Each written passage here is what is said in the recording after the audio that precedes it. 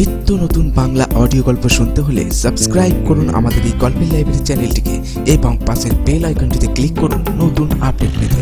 মনে রাখবেন, সাবস্ক্রাইব করতে কোনো পয়সা লাগে না, এটা একদম ফ্রি।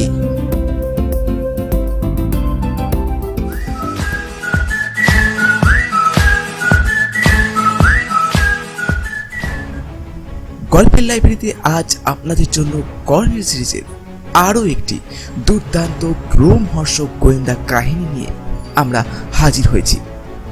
গল্পের নাম নবাবী মোহর। গল্পের লেখক সৈয়দ মুস্তফা সিরাজ। গল্পের প্রধান চরিত্রে কর্নেল নীলাদ্রি সরকার ও জয়ন্ত চৌধুরী। শুরু করছি আজকের গল্প, নবাবী মোহর।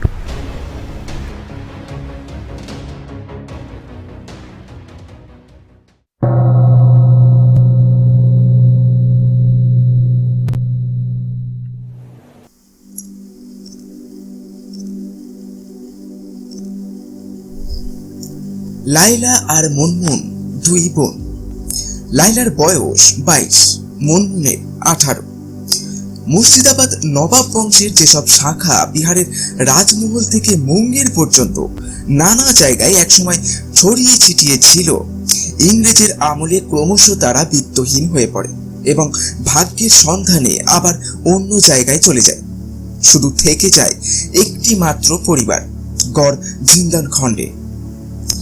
লাইলা ও মনমুন সেই পরিবারের মেয়ে। তাদের বাবা মির্জা শাহেদ ইকবালের চলে যাওয়ার কারণ পূর্বপুরুষের জমিদারি সূত্রে পাওয়া কয়েকশো একর জমি। স্বাধীনতার পর সেই জমির অনেকটাই বেদখল হয়ে যায়।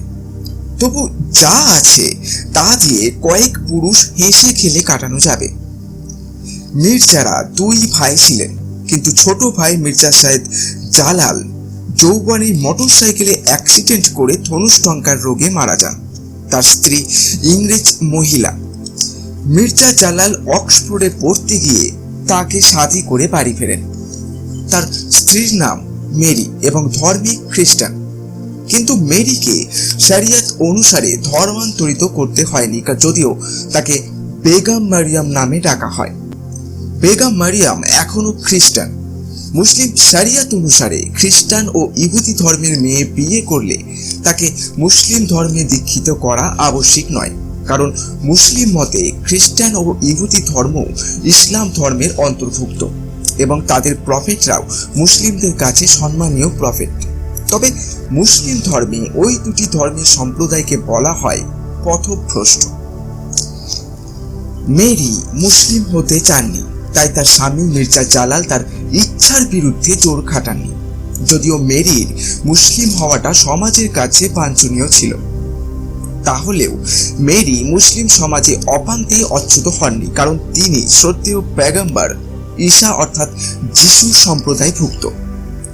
অবশ্য বিয়ের পর দুই ভাই পৃথগণ্য হন এবং বিশাল প্রাসাদের একাংশে ছোট মির্জা মেরিকে নিয়ে বাস করছিলেন। ওই অংশের নাম ছোটি মহল, বড় মির্জার অংশের নাম বাড়ি মহল। মির্জা জালালের একমাত্র সন্তানের নাম ইউসুফ, যা বাইবেলি ভাষায় জোসেফ। মেরি বা বেগম মারিয়াম তাকে ডাকেন জোসেফ বলে, আর সবাই বলে ইউসুফ। সেও বাবার মতো অক্সফোর্ডের ছাত্র। সম্প্রতি খ্রিস্টমাসের ছুটিতে বাড়ি ফিরেছে। চাচাতো বোন লাইলার সঙ্গে তার শাদীর কথা চলছে। বেগম মারিয়ামের আপত্তি ছিল না, কারণ ভাসুরের মেয়ে লাইলাকে তিনি খুবই স্নেহ করেন। লাইলা আলিগড় বিশ্ববিদ্যালয়ে ইসলামী ইতিহাস ও সংস্কৃতিতে এমএ দিয়েছে। একজন প্রখ্যাত অধ্যাপকের তত্ত্বাবধানে ভারতে ইসলামী সংস্কৃতির ওপর গবেষণা করছে।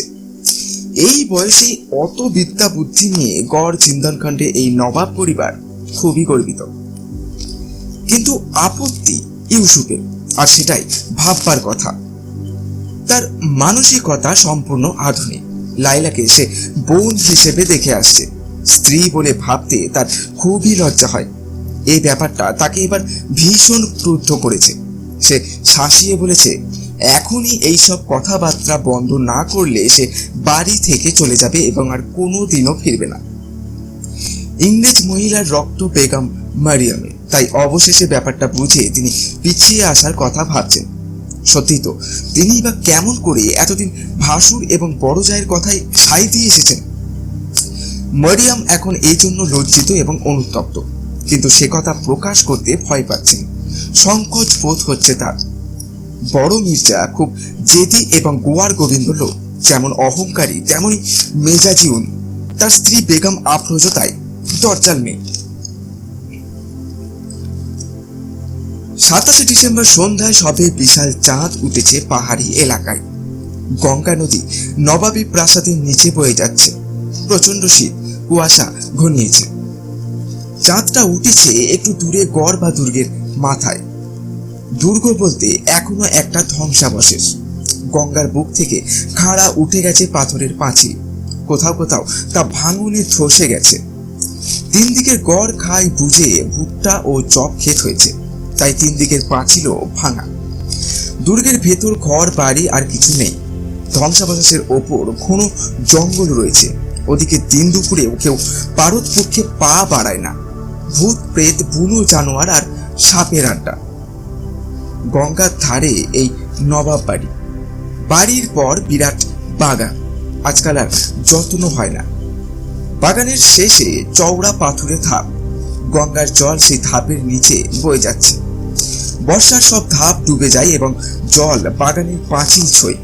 তবে সেকেলে স্থপতি ও ইঞ্জিনিয়ারদের বাহাদুরি, এখানটায় কোনো ভাঙন নেই এবং বন্যাও কেন কে জানে একটা স্তর পর্যন্ত গিয়ে থেমে থাকে। বাড়িটা অবশ্য যথেষ্ট উঁচু, হয়তো তাই ডোবে না, কিন্তু এখানটা যে ভাঙবে না সে আমলে কিভাবে যে টের পাওয়া গিয়েছিল কে জানে। বাগানে কয়েকটা প্রতিমূর্তি আছে। প্রতিমূর্তি রাখা ইসলাম ধর্মে কঠোরভাবে নিষিদ্ধ, কিন্তু মির্জা ইকবাল ও সৈয়দ জালালের বাবা নাস্তিক প্রকৃতির এবং আধুনিক চিন্তাধারার মানুষ ছিলেন।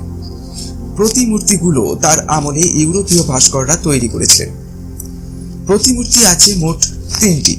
একটি হচ্ছে কাল্পনিক ডানাওয়ালা পরিমূর্তি, তার এক হাতে সোরাহি, পরি একটু ঝুঁকে ফুল গাছে জল সিঞ্চন করছে। দ্বিতীয়টি ব্রিটিশ রানী ভিক্টোরিয়ার, আর তৃতীয়টি বড় মির্জার দাদু। সিংহাসন সদৃশ আসনের দুপাশে হাতলে দুহাত রেখে সামনে একটু ঝুঁকে বসে রয়েছেন। বাঁ পাটা একটু বাড়ানো, যেন এখনই নেমে আসবেন, এবং মুখে একটা তীব্র ধরনের অভিব্যক্তি। তীক্ষ্ণ নাক, ক্রূর চাহনি, কপালে ভাঁজ। বড় মির্জার বাবা নিজের জন্মদাতার এই অভিব্যক্তি সমন্বিত মূর্তি করতে কেন বলেছিলেন কেউ জানে না। ওই নবাব ভদ্রলোক নাকি প্রচন্ড হঠকারী, দোদণ্ড প্রতাপ আর খাম খেয়ালি ধরনের ছিলেন। তার নামে এখনো বিচিত্র কিংবদন্তি চালু আছে। ভয়ঙ্কর সব নারী ধর্ষণ, খুন খারাপি আর অত্যাচারের কাহিনী। তার অত্যাচার নাকি ছিল তুলনাহীন। বড় মির্জার বাবা ছিলেন একেবারে উল্টো প্রকৃতির মানুষ, দয়ালু, পরোপকারী এবং দাতা। বাবার সব দুষ্কর্মের প্রায়শ্চিত্ত তিনিই করে যান। বড় মির্জা সৈয়দ ইকবালের মধ্যে নাকি দাদুর কিছু ব্যাপার এসে পড়েছে, তবে সে দিনকাল তো আর নেই।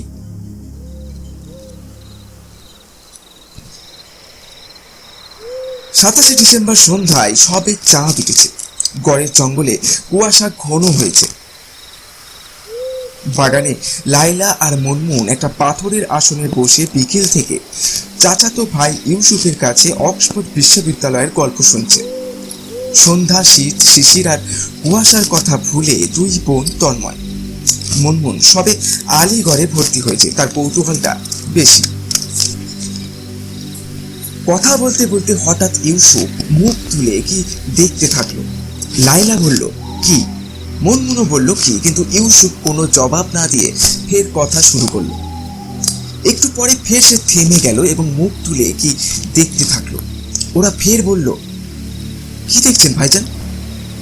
ইউসুফ একটু অবাক হয়ে অস্ফুট স্বরে বলল, না, আমার যেন মনে হলো দুবার, ভারী অদ্ভুত যেন। এই বাড়িতেও ভূতের উপদ্রব নিয়ে 100 গল্প চালু আছে, বিশেষ করে এই বাগান নিয়ে। 2 বোন একটু ভয় পেয়ে ঘনিষ্ঠ হলো। চাপা গলায় বলল, কি কি মনে হলো ভাইজান? ইউসুফ একটু হাসলো। না, চোখের ভুলও হতে পারে, ওই স্ট্যাচুটা, মানে বাবার দাদু সাহেবের স্ট্যাচুটা যেন উঠে দাঁড়াবার চেষ্টা করছিল।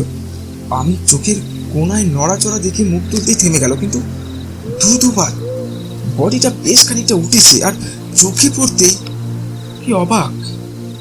তখন লাইলা হেসে উঠল, বলল, আপনার চোখেরই ভুল, ছেড়ে দিন। মুনমুন ভয় পাওয়া গলায় বলল, থাকে, চলুন ভাইজান, ঘরে গিয়ে শুনবো, এখানে বড্ড শীত করছে। ইউসুফ তাকিয়েছিল প্রতিমূর্তিটার দিকে। সে হঠাৎ নড়ে উঠে বলল, আবার আবার অসম্ভব, এটা ভুল হতেই পারে না, নিশ্চয়ই কিছু একটা ঘটেছে। দুই বোন এবার প্রচন্ড ভয় পেয়ে কাঠ হয়ে গেল। মাত্র হাত 15-20 দূরে প্রতিমূর্তিটা রয়েছে, 3টে ধাপের ওপর বেদি, বেদির ওপর মির্জা শাহেদ গোলাম চানির মূর্তি। লাইলা আর মুনমুনের ওদিকে তাকাতেই ভয় করছিল। ওরা বিড়বিড় করে বলল, ও কিছু না কিছু না। কিন্তু ইউসুফ উঠে দাঁড়ালো, তারপর হন হন করে এগিয়ে গেল। দুই বোন এবার তার দিকে তাকিয়ে রইল। জ্যোৎস্না কুয়াশায় কিছু নিষ্প্রভ, তাহলেও মোটামুটি দেখা যাচ্ছে প্রতিমূর্তিটা। ওরা দেখলো ইউসুফ ধাপের নিচে দাঁড়িয়ে রয়েছে মূর্তিটার সামনাসামনি। সে যেন খুঁটিয়ে দেখছে মূর্তিটা। তারপর সে পা বাড়িয়ে ধাপে উঠল।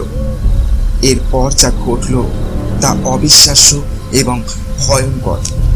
দুই বোনই দেখলো ইউসুফ এক ধাপ উঠতে মূর্তিটা আসন থেকে উঠে দাঁড়ালো এবং ইউসুফের ওপর ঝাঁপিয়ে পড়ল। পরক্ষণে স্তব্ধ নিঝুম শীত সন্ধ্যার বাগান কাঁপিয়ে ইউসুফের আর্তচিৎকার শোনা গেল। তারপর একটা গোঙানি, তারপর আবার সেই স্তব্ধতা নেমে এলো। সঙ্গে সঙ্গে দু হাতে মুখ ঢেকেছিল লাইলা। মুনমুন দিদির বুকে মুখ গুজে দিয়েছিল। কিন্তু কয়েক মুহূর্ত পরেই লাইলা মরিয়া হয়ে উঠল। সে বোনকে সরিয়ে দিয়ে চেঁচিয়ে ডাকল, ভাইজান। কোনো সাড়া এলো না। মূর্তিটা তেমনই ঠিক বসে রয়েছে। আরো বার দুই ডাকার পর লাইলা আরো মরিয়া হয়ে উঠল। মুনমুনের হাত ধরে টেনে বলল, আয় তোমার সঙ্গে, নিশ্চয়ই ভাইজান আমাদের সঙ্গে তামাশা করছে। দুজনেই অবশ্য ভয়ে ভয়ে এগোলো মূর্তিটার দিকে। কয়েক পা এগোতেই লাইলার চোখে পড়লো মূর্তির পায়ের কাছে সিঁড়িতে কেউ পড়ে আছে। সে দৌড়ে গিয়ে ঝুঁকে ব্যাপারটা দেখলো। মুনমুনও দৌড়ে গিয়েছিল দিদির সঙ্গে। সেও দেখলো ইউসুফ পড়ে রয়েছে, নিঃশ্বাস বিস্ফারিত চোখ, ছেলে বেরিয়েছে জ্যোৎস্নায়। চকচক করছে তার দুটো চোখ, জিভটাও বেরিয়ে রয়েছে। কি ভয়ঙ্কর দেখাচ্ছে ইউসুফকে। দুই বোনের ভয়ার্থ চিৎকারে শীত সন্ধ্যার স্তব্ধ বাগান কাঁপতে থাকলো।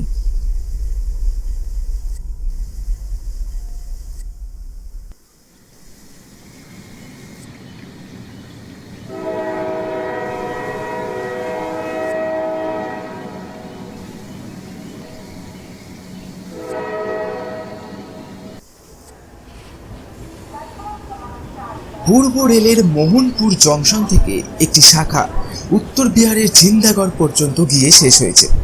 পুরনো নাম গড় ঝিন্দান খণ্ড, কালক্রমে হয়ে উঠেছে ঝিন্দাগড়। কিছুকাল থেকে এই জনপদ বিহারের একটি গুরুত্বপূর্ণ শিল্প কেন্দ্র বলে গণ্য হচ্ছে। এখানে ছড়িয়ে ছিটিয়ে কয়েকটি বড় কারখানা হয়েছে, ফলে লোক সংখ্যা বেড়েছে। 3-4 পুরুষ ধরে অনেক বাঙালিও এখানে বাস করছেন। ঘটনার 3 দিন পরে আমি আর কর্নেল নীলাদ্রি সরকার বিকেলের ট্রেনে ঝিন্দাগড় স্টেশনে গিয়ে পৌঁছল। আমার আসার উদ্দেশ্য ছিল নিছক বেড়ানো, সেই সঙ্গে দৈনিক সত্য সেবা পত্রিকা আমি যার অন্যতম রিপোর্টার, তার জন্য কিছু ফিচার জাতীয় লেখার বিষয়বস্তু সংগ্রহ। জয়ন্ত চৌধুরীর ফিচার লোকে আগ্রহের সঙ্গেই পড়ে। কর্নেল নীলাদ্রি সরকারকে যারা চেনেন তারাই জানেন যে এই বৃদ্ধ ভদ্রলোক বেসরকারি ঘুঘু গোয়েন্দা এবং খামখেয়ালি। প্রকৃতি তত্ত্বে প্রভূত আগ্রহ নিয়ে পাহাড় জঙ্গলে ঘুরে বেড়ান। পাখি, প্রজাপতি, পোকামাকড়, গাছ, ফুল, লতাপাতা বিষয়ে বিজ্ঞানীর মতো অনুসন্ধিৎসু। আবার ঐতিহাসিক জায়গা এবং ধ্বংসাবশেষ সম্পর্কেও পুরাতাত্ত্বিকদের মতো কৌতূহল পোষণ করে।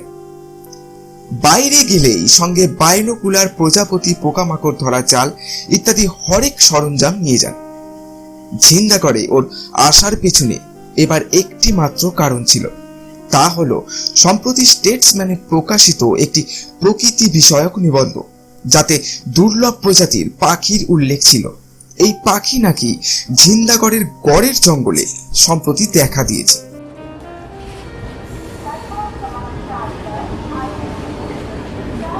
ট্রেন থেকে নেমে চারিদিক দেখে মনে হলো শীতে বেড়াবার পক্ষে জায়গাটা ভালো হবে। ছোট বড় পাহাড় রয়েছে অজস্র। যতদূর জানি এই পাহাড় শ্রেণী দক্ষিণে উড়িষ্যা পেরিয়ে বিন্দু পর্বতমালার সঙ্গে গিয়ে মিশেছে।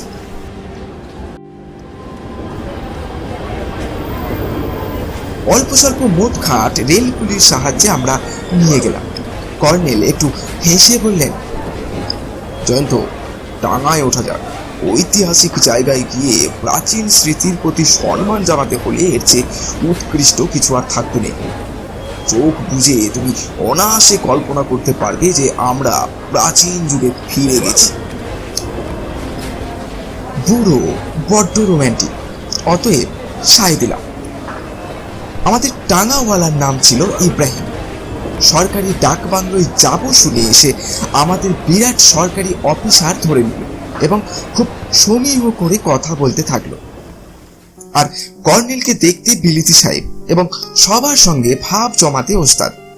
নানান প্রশ্ন করে ঝিন্দাগড়ের নানান খবরাখবর জেনে নিল। আমাদের ডান হাতে উত্তর দিকে গঙ্গা, মাঝে মাঝে তার বিস্তীর্ণ জলাধার দেখা যাচ্ছে, মাঝে মাঝে ঘর বাড়ি ও গাছের আড়ালে হারিয়ে যাচ্ছে। পাটনাগামী হাইওয়ে দিয়ে কখনো চড়াই কখনো উতরাই ভেঙে এক ঘোড়ার টাঙা এগিয়ে চলেছে। পিচের ওপর ঘোড়ার নালে তালে তালে আওয়াজ উঠছে, ক্লাপ ক্লাপ ক্লাপ। মাঝে মাঝে ইব্রাহিম ঘন্টা বাজাচ্ছে টম টম। একখানে ডান ধারে মস্ত পাঁচিল ঘেরা পুরনো করণের একটা বাড়ি দেখিয়ে ইব্রাহিম বলল, এই সেই নবাব বাড়ি স্যার। ওদিকটায় নদীর ধারে আছে সেই বাগান যেখানে দিন তিনেক আগে এক দুষ্ট জিন ছোট নবাবজাদার গলা টিপে মেরেছে। আমি চমকে উঠে কর্নেলের দিকে তাকালাম। ওর চোখে চমক দেখা গেল। বললেন, দুষ্ট জিন গলা টিপে মানুষ মেরেছে? এ বলো কি ইব্রাহিম? এর জবাবে ইব্রাহিম টাঙাওয়ালা যে কাহিনী বলল তা আগের অধ্যায়ে মোটামুটি লিখেছি। ওর গল্প শেষ হলো ঝিন্দাগড়ে একেবারে শেষ প্রান্তে, গড়ের জঙ্গল আর নবাব বাড়ির মাঝামাঝি একটা ঢিলার মাথায় সরকারি ডাক বাংলোর গেটে। ঢিলার উত্তর দিকে গঙ্গা নদী চোখে পড়ল। পশ্চিমে গড়ের জঙ্গলটা পুরো দেখা যাচ্ছিল। নবাব বাড়ি এবং সেই বাগানটাও দেখতে পাচ্ছিলাম। ইব্রাহিমকে ভাড়া ও বকশিস দিতে দিতে কর্নেল প্রশ্ন করলেন, বেগম মারিয়াম কি পর্দান সিনা নাকি বাইরেও বের হন? ইব্রাহিম জানালো, সাহেব, উনি তো খ্রিস্টান মেম সাহেব। পর্দার ধার কোনো কালই ধারেন না, তবে শাড়ি পরে, মাথায় ঘোমটা দেন না, কাঁধ অব্দি চুল ছাটা, এখনো ঠোঁটে রং মাখেন, হাতে ভ্যানিটি ব্যাগ নিয়ে এমনি গটগট করে হেঁটে যান, কারু তোয়াক্কা করেন না। ইব্রাহিম বেগম সাহেবের হাঁটাটাও দেখিয়ে দিলেন সকৌতুকে। ফের বলল, তবে স্যার আমাকে খুব পছন্দ করে। ওনার একটা মোটর গাড়ি ছিল, ওটা বেচে ছেলের পড়ার খরচ পাঠিয়েছিল বিলেতে। বড় নবাবের কাছে হাত পাততে যাননি, তাছাড়া সম্পত্তিও ভাগ হয়ে গেছে। নিজের অংশের সম্পত্তি দেখাশোনা করতে লোক রেখে দিয়েছেন, সেই লোকের নাম ফৈজুদ্দিন।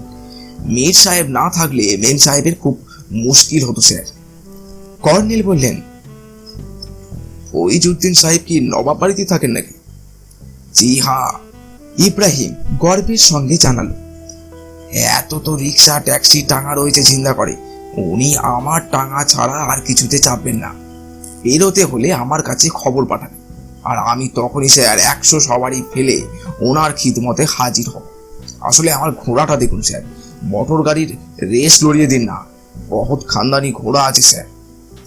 ইব্রাহিম তার বিশাল বাদামি ঘোড়াটার গায়ে হাত বুলিয়ে আদর করলো। বাংলোর চৌকিদার সেলাম ঠুকে দাঁড়িয়েছিল। কর্নেলের এতক্ষণে হুঁশ হলো। বললেন, হ্যাঁ জয়ন্ত, তুমি জিনিসপত্র নিয়ে ওর সঙ্গে গিয়ে ঘরটা দেখে নাও। কর্নেল ইব্রাহিমের সঙ্গে কথা বলতে থাকলেন।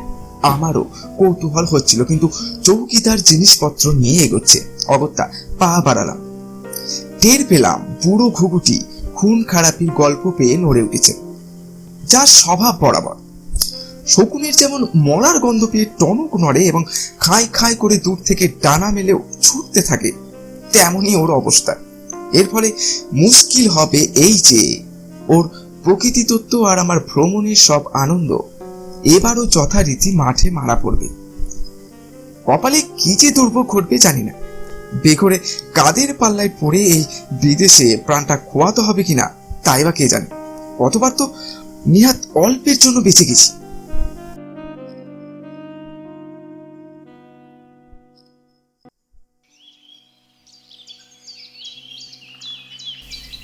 বাংলোর পরিবেশ অতি চমৎকার। উত্তরের জানালা খুলে দেখলাম ঢালু হয়ে সবুজ ঘাসে ভরা এই ঢিলা নেমে গেছে এবং তারপর উঁচু ঘাসের জঙ্গল, তার শেষে নদী। গঙ্গা এখানে অন্তত 1 মাইলের বেশি চওড়া। তার ওদিকে চর দেখা যাচ্ছে। পূর্বের জানালায় দাঁড়িয়ে নবাব বাড়ি, বাগান ও ঘাট দেখতে পেলাম। সেই মূর্তিগুলো আবছা দেখা যাচ্ছিল। গা শিউরে উঠল। একটু পরে কর্নেল ফিরে এলেন। সব দেখে শুনে বললেন, বাহ, এ তো খাসা দেখছি। বললাম, কর্নেল, আগে ভাগে বলে রাখছি, যদি নবাব বাড়ির ব্যাপারে নাক গলাতে চান আমি কিন্তু সঙ্গে সঙ্গে কেটে পড়ব। কর্নেল হো হো করে হেসে মাথা দোলালেন। বললেন, আরে না না ডার্লিং, জাস্ট একটা কৌতূহল। তবে যাই বলো, ঘটনাটা খুব অদ্ভুত নয় কি?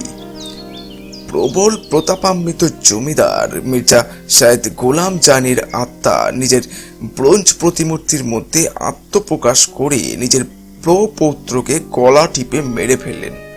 তোমার এটা কি অবাক লাগছে না? স্বীকার করতে হলো, হ্যাঁ লাগছে, কিন্তু আপনাকে তো কেউ নাক গলাবার অনুমতি দেয়নি। কেন যে পরে ঝামেলায় ঢুকবেন শুনি? কর্নেল গম্ভীর হয়ে বললেন, না না, ঝামেলায় ঢুকবো কেন? তবে কথা হচ্ছে, কোনো কথা নয়, আপাতত আলো জ্বালা যাক। 5টা বাজতে না বাজতে দেখছি অন্ধকার হয়ে গেল। এই বলে আমি সুইচ টিপলাম, কিন্তু আলো জ্বলল না। জানালাগুলো সব বন্ধ করে বেরিয়ে গেলাম চৌকিদারের সন্ধানে।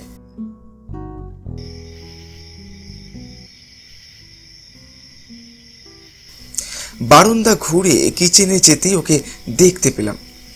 কেরোসিন কুকার জেলে চায়ের কেটলি চড়িয়েছে। সেলাম করে বলল, হুজুর, এই রাতের খাওয়াটা কিন্তু আপনাদের বাইরে গিয়ে খেতে হবে। কর্নেল সাহেবকে সে কথা আমি বলেছি। ওনার খাতিরে শুধু চা করে দিয়েই আমি চলে যাব। বললাম, সে কি, তুমি রাত্রে থাকবে না? সে মাথা নাড়ল জোরে। আগে বাড়িতে বিমারি হুজুর, আমাকে যেতেই হবে। ও ঠিক আছে, আচ্ছা মোমবাতি থাকলে আমাকে দাও। তোমাদের আলোর যা অবস্থা এখানে। চৌকিদার 2টো মোমবাতি বের করে দিল। বলল, আলো এখনই এসে যাবে, ভাববেন না। অন্যদিন তো 2-4 মিনিট পরেই জ্বলে, আজ একটু দেরি করছে। ফিরে এসে মোমবাতি জ্বালালাম। চৌকিদারের ব্যাপারটা শুনে কর্নেল একটু হাসলেন। বললেন, হ্যাঁ, ও আসলে এ বাংলোয় রাতে থাকতে ভয় পায়। সম্ভবত নবাব বাড়িতে ভূতের হাতে ওই খুন খারাপির ফলে বেচারা এত ভয় পেয়েছে। ঠিক আছে, আমরা বাইরে গিয়ে খেয়ে আসবো। একটু হাঁটতে হবে, তাতে আর মন্দ কি। বেজার হয়ে বললাম, এই শীতের রাতে হাঁটাহাঁটি এক সমস্যা। তার উপর প্রায় 8 মাইল উতরাই ভেঙে হোটেলে যাওয়ার পর ফিরে আসার সময় চড়াই ভাঙতে হবে। কার মুখ দেখে যে বেরিয়েছিলাম কে জানে। কর্নেল সান্ত্বনা দিয়ে বললেন, ডার্লিং জয়ন্ত, হিন্দু শাস্ত্রে আছে চড়ই বেতি, চলো চলো, চলাই জীবন, চলাই অমৃত, অতএব চলতে শেখো, চলতে ভয় পেও না। কর্নেল এই দার্শনিক বাক্যগুলি সিরিয়াস ভঙ্গিতে বলে যেতে থাকলেন। আমি আর কান দিলাম না। তারপর চৌকিদার চায়ের ট্রে নিয়ে ঘরে ঢুকলো। ট্রে রেখেই সে সেলাম দিয়ে বলল, তাহলে স্যার আমি যাই, বাড়িতে অসুখ, কাল সকালবেলা এসে হাজির হব, ভাববেন না। আর কিচেনে তালা দিয়ে দিয়েছি, এই রইল সব ঘরের চাবি, চললুম। দ্বিতীয়বার সেলাম দিয়েই সে কেটে পড়ল। একটু পরে দেখলাম একটা লণ্ঠন আর লাঠি নিয়ে লোকটি হনহন করে লন পেরিয়ে চলে গেল। চা খেতে খেতে আলো জ্বলে উঠল, তখনই মেজাজ ভালো হয়ে গেল। আহা, আলোর মধ্যে যেন একটা জাদু আছে, আলোয় যেন সভ্য মানুষের প্রাণ শক্তি দ্বিগুণ হয়ে ওঠে। চা খেতে খেতে দেখলাম কর্নেল যেন অন্যমনস্ক হয়ে রয়েছেন। উদ্বিগ্ন হয়ে বললাম, আচ্ছা, আপনি কি নবাব বাড়ির ঘটনাটা নিয়ে আবার ভাবতে বসেছেন?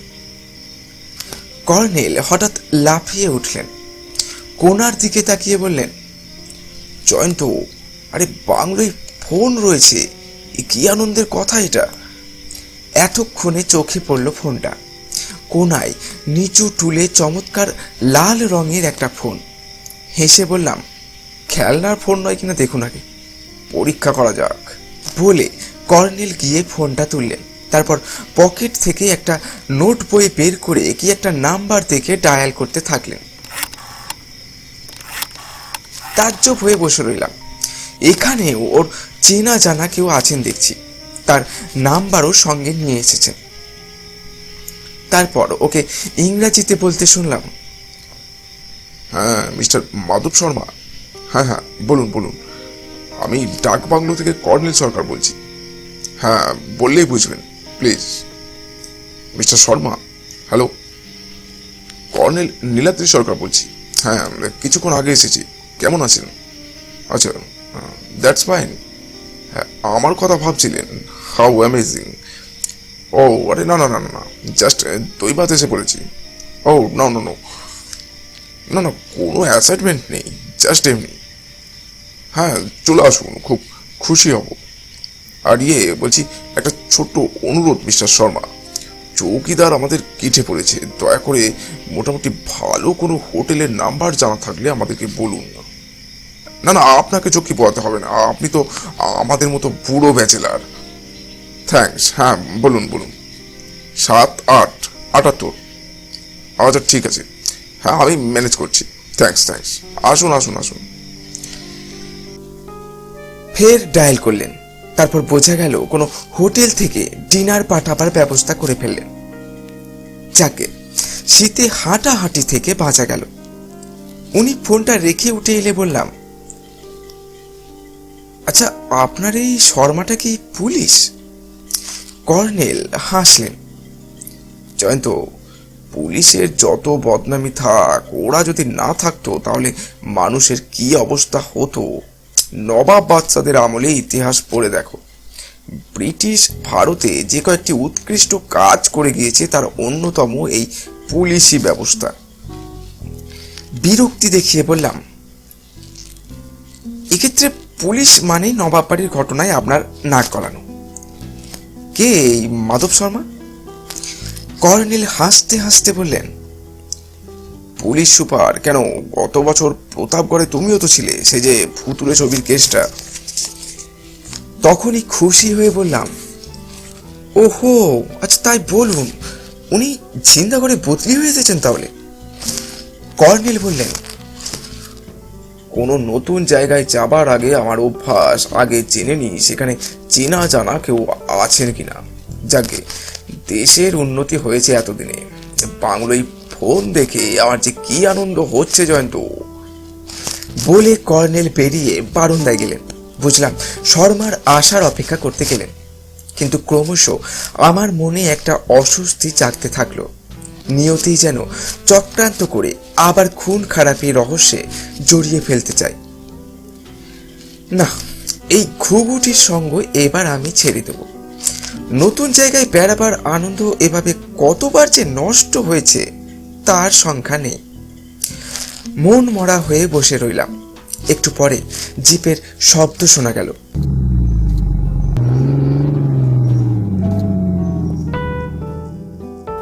তখন উঠে বাইরে গেলাম। গিয়ে দেখি কর্নেল গেটে চলে গেছেন এবং সবে আকাশে একটা বিশাল চাঁদ উঠেছে। পুলিশ সুপার মাধব শর্মা খুব ভদ্র, অমায়িক এবং হাসি খুশি মানুষ। প্রতাপগড়ে গত বছর আমার সঙ্গে আলাপ হয়েছিল। এসেই জমিয়ে তুললেন এ কথা সে কথায়। তারপর অনিবার্যভাবে এসে পড়ল নবাব বাড়ির রহস্যময় হত্যাকাণ্ডের কথা। ঘটনার যা বর্ণনা দিলেন তার সঙ্গে ইব্রাহিম টাঙ্গাওয়ালার গল্পের কোনো গরমিল নেই। এই কেসে সন্দেহক্রমেও কোনো গ্রেপ্তার হয়নি। মিস্টার শর্মা বললেন, কাকে গ্রেপ্তার করব বলুন? ছিন্দাগড়ে নবাব ফ্যামিলির সঙ্গে কারো এতটুকু শত্রুতা নেই। তাছাড়া ইউসুফ ছেলেবেলা থেকে বাইরে কাটিয়েছে, কদাচিৎ বছরে একবার 2-4 দিনের জন্য বাড়ি এসেছে। এবার সে অক্সফোর্ড থেকে এসেছে 26শে ডিসেম্বর দুপুরে। খুন হলো পরের দিন সন্ধ্যায় 6:30 নাগাদ। সে বাইরে কারোর সঙ্গে মিশত না, মেশার সুযোগই ছিল না। খানদানি নবাব বাড়ির ছেলে, যদ্দূর খোঁজ নিয়েছি খুব সৎ চরিত্র, শান্ত আর ভদ্র ছেলে ছিল সে। এমনকি ড্রিঙ্কও করতো না। কর্নেল বললেন, তার বাবা মির্জা শাহেদ জালালও নাকি তাই ছিলেন। মিস্টার শর্মা বললেন, হ্যাঁ, তিনি 25 বছর বয়সে মোটর সাইকেল দুর্ঘটনায় মারা যান শুনেছি। তখন ইউসুফের বয়স মোটে 7 মাস।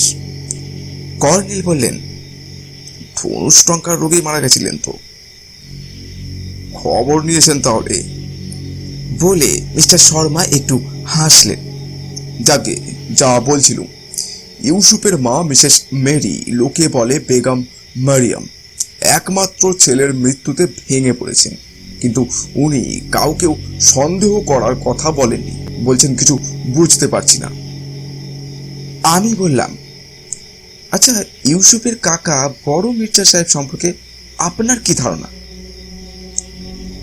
মিস্টার শর্মা জবাব দিলেন, উনি তো 1 মাস যাবৎ পক্ষাঘাতে শয্যাশায়ী, বাদিক সম্পূর্ণ অবশ, সারাক্ষণ শুয়ে থাকে।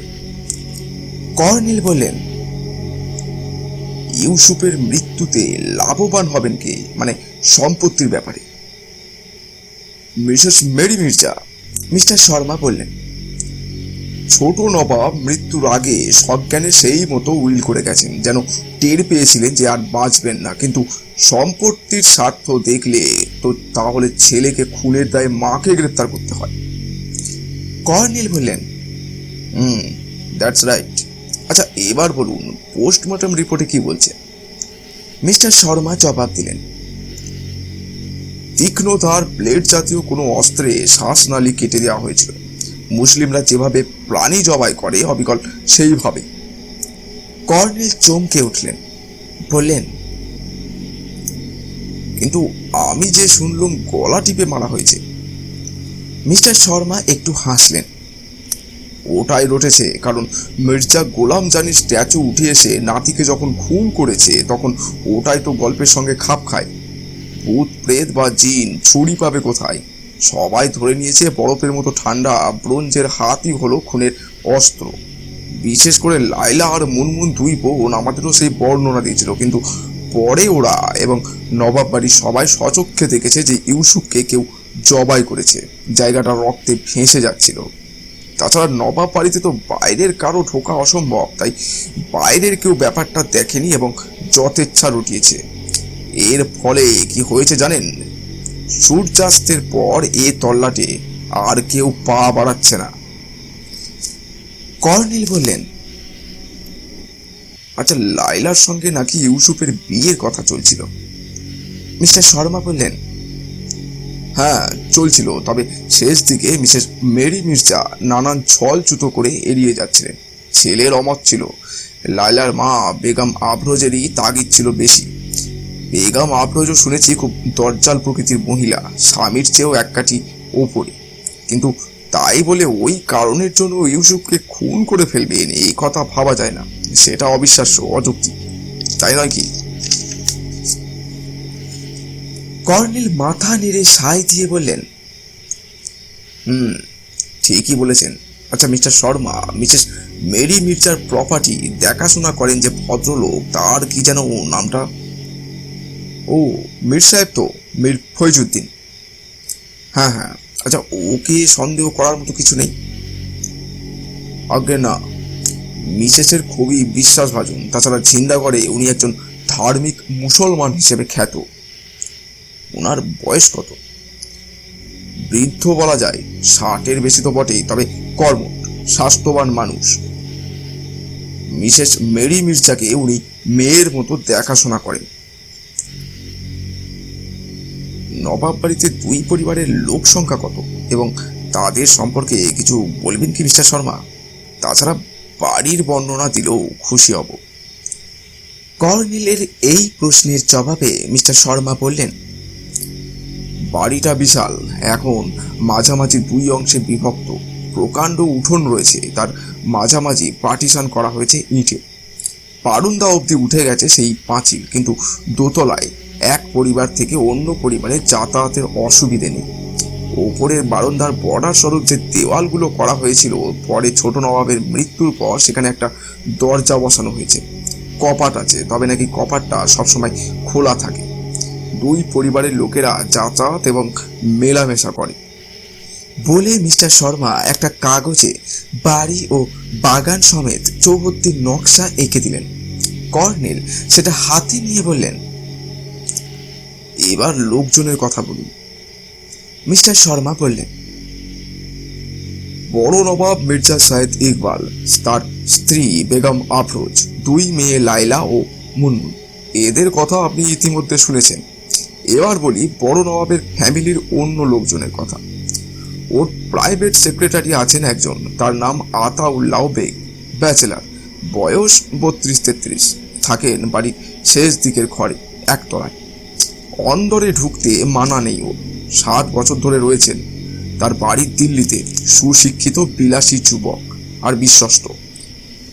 আর আছে জনা 3 চাকর বা বান্দা, আগে নাকি 300 জন ছিল। মিস্টার শর্মার হাসি শুনে কর্নেলও হেসে বললেন, স্বাভাবিক, তবে বেগমের সংখ্যা 1, এটাই অদ্ভুত। মিস্টার শর্মা বললেন, বড় মির্জার বাবা ছিলেন আধুনিক মনের মানুষ, তাই একাধিক বিয়ে করতে দেন, নিজে তো করেনি। তাছাড়া 2 ছেলেই তো বিলেতে শিক্ষা দীক্ষা পেয়েছে। বড় নবাব মির্জা সাইদ ইকবালও অক্সফোর্ডের MA।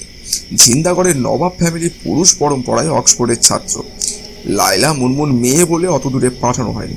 যাকে যা বলছিল, বান্দাদের নাম হলো হাসিম, ইসমাইল আর জর্জিস, পুরুষানুক্রমে বান্দা। বাইরের দিকে তাদের পরিবারের বউ ছেলে মেয়েরা রয়েছে। 3 জনের বউই হলো বাঁদি। তাদের মেয়েরা ও ছেলেরাও বান্দা ও বাঁদি হতে পারে যদি এই অবস্থা বরাবর টিকে থাকে।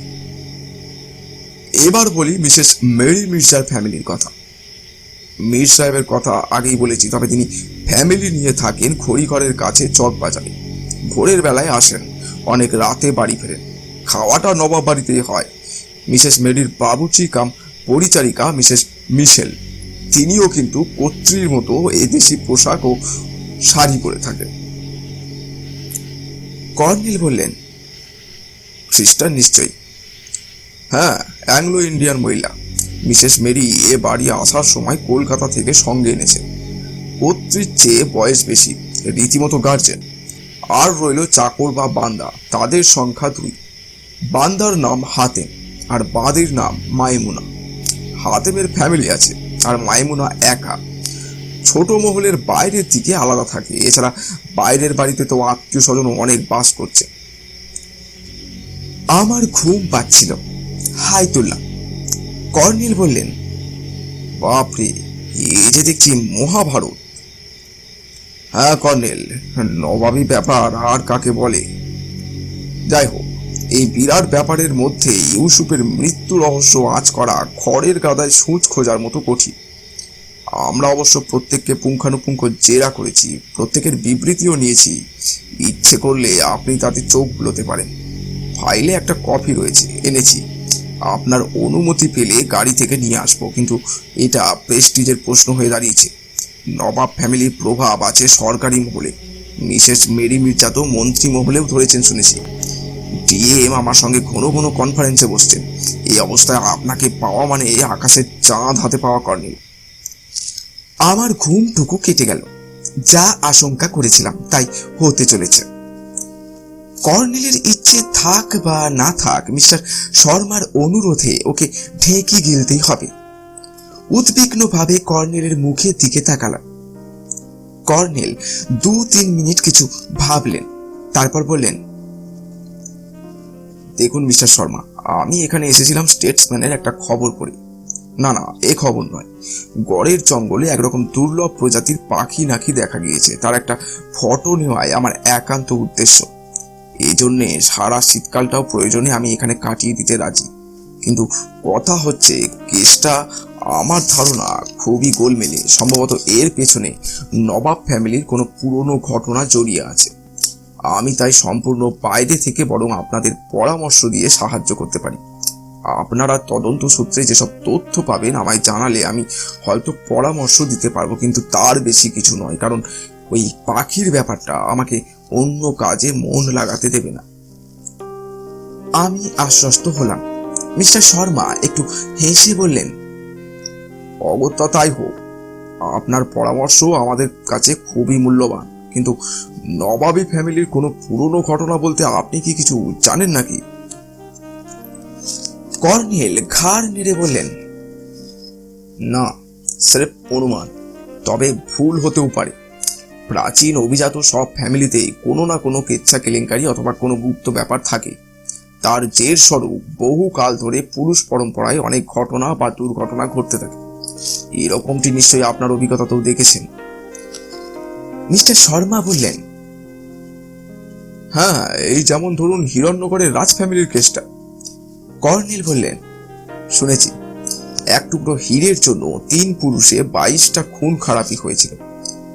এক্ষেত্রে অবশ্য মোটে একটা।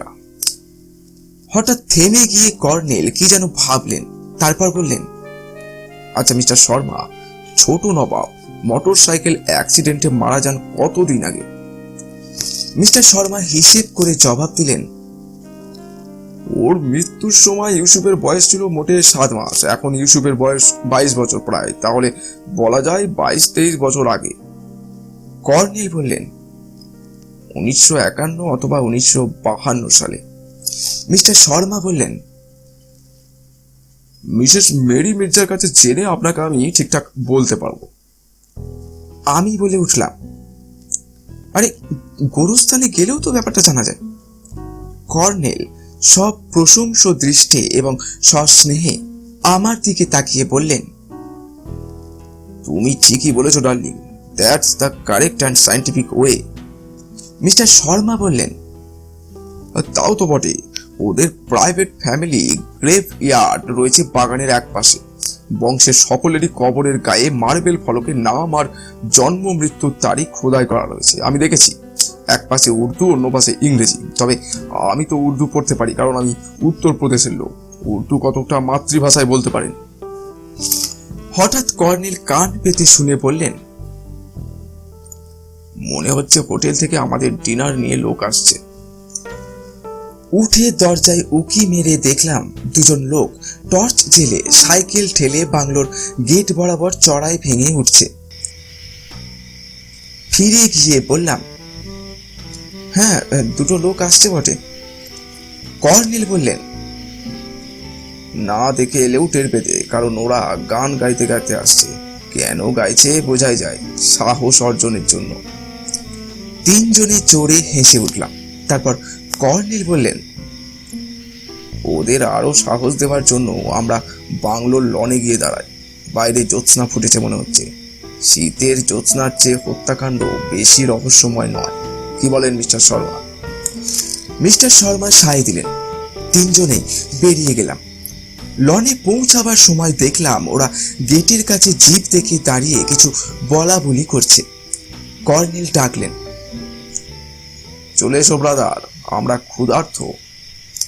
ওরা গেট খুলে পা বাড়িয়েছে। হঠাৎ সেই মুহূর্তে এই ঢিলার পূর্ব দক্ষিণ কোণে নিচে এবং অনেকটা দূরে এক ঝলক আলো ঝিলিক দিয়ে নিভে গেল এবং একটা তীব্র চেরা গলার আর্তনাদ, সম্ভবত 8 মিনিটের বেশি নয়, শোনা গেল।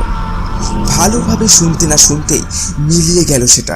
আমরা 3 জনেই চমকে উঠেছিলাম এবং ওই লোক দুটিও, কারণ তারাও সঙ্গে সঙ্গে ঘুরে দাঁড়িয়েছিল। তারপর মিস্টার শর্মা বললেন, কি ব্যাপার? কয়েক মুহূর্ত সবাই চুপ।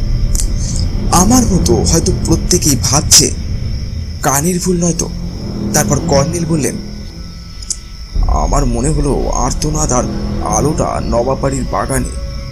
মিস্টার শর্মা বললেন, আমারও তাই মনে হয়। সবাই সেই দিকে তীক্ষ্ণ দৃষ্টে তাকিয়ে রইলাম। কুয়াশায় ওদিকটা অস্পষ্ট, গাছপালাও আছে, সব একাকার মনে হচ্ছে। তারপর একটা স্থির আলো, তার পেছনে আর একটা একই রকমের আলো দেখা গেল। আলো দুটো এদিক ওদিক নড়াচড়া করতে থাকলো। একটু পরে আরো দুটো স্থির আলো দেখা গেল। তারপর কেউ টর্চের জোরালো ছটা এদিক ওদিক ফেলতে থাকলো। এবার আবছা গোলমেলের শব্দ ভেসে এলো। তখন মিস্টার শর্মা লাফিয়ে উঠে বললেন, নবাবদের বাগানে আবার কিছু ঘটেছে কর্নেল, আমি চললাম, আপনি কি আসবেন নাকি? কর্নেল গম্ভীর মুখে বললেন, প্লিজ মিস্টার শর্মা, এই বুড়োকে এই শীতে আর কষ্ট দেবেন না। সম্ভব হলে আজ রাতেই কিংবা কাল সকালের দিকে যদি ফোন করেন খুশি হব। মিস্টার শর্মা আর দাঁড়ালেন না। তখনই হন্তদন্ত হয়ে বেরিয়ে গিয়ে জিপে উঠলেন। জিপটা চলে গেলে কর্নেল হোটেলের লোক দুটোকে বললেন, তোমরা কি টিফিন ক্যারিয়ার এখনই নিয়ে যাবে নাকি? ওরা মাথা তোলালো। তখন লক্ষ্য করলাম দুজনেই কম বয়সী। ঠিক আছে, এসো। কর্নেল এগোলেন। যেতে যেতে বললেন, জয়ন্ত, কিচেনটা খুলে দাও, চলো ওখানে বসেই খাওয়াটা সেরে নিই। হোটেলের ছোকরা বয় দুটোর অবস্থা দেখে মনে হলো তাদের একমাত্র ভাবনা কিভাবে ফিরে যাবে। বিল দিয়ে একজন বলল, স্যার একটা কথা বলবো। কর্নেল বলল, নিশ্চয়ই বলবে। আপনারা এই বাংলো ছেড়ে কালই চলে যান স্যার। কেন বলো তো, ভূত টুত আছে নাকি? কর্নেল সিরিয়াস হয়ে কথাটা বলছিলেন। দ্বিতীয় জন বলল, নিজের কানে এক্ষুনি তো শুনলেন, তবে বাংলোই নেই স্যার, আশেপাশে আছে। এখানে এক রাতের বেশি কেউ থাকতে পারে না স্যার। কর্নেল একবার একটু হাসলেন। তাই বুঝি? আমরাও এক রাতের বেশি থাকবো না তো। তোমরা যাবার সময় কিন্তু জোরে গান গাইতে গাইতে যেতে ভুলো না, কেমন? দুই ছোকরা হোটেল বয় করুণ মুখে সাই দিয়ে বলল, তার বলতে স্যার। বিহার, বিশেষ করে উত্তর বিহারের শীতের দাপট ভয়াবহ। ভাগ্যিস আমরা দুটো কম্বল সঙ্গে নিয়ে গিয়েছিলাম। বাংলোর সরকারি কম্বলের তলায় সেই নিজস্ব কম্বল দুটো জুড়ে চমৎকার আরাম পাওয়া যাচ্ছিল, ফলে ঘুমটা গাঢ় হয়েছিল।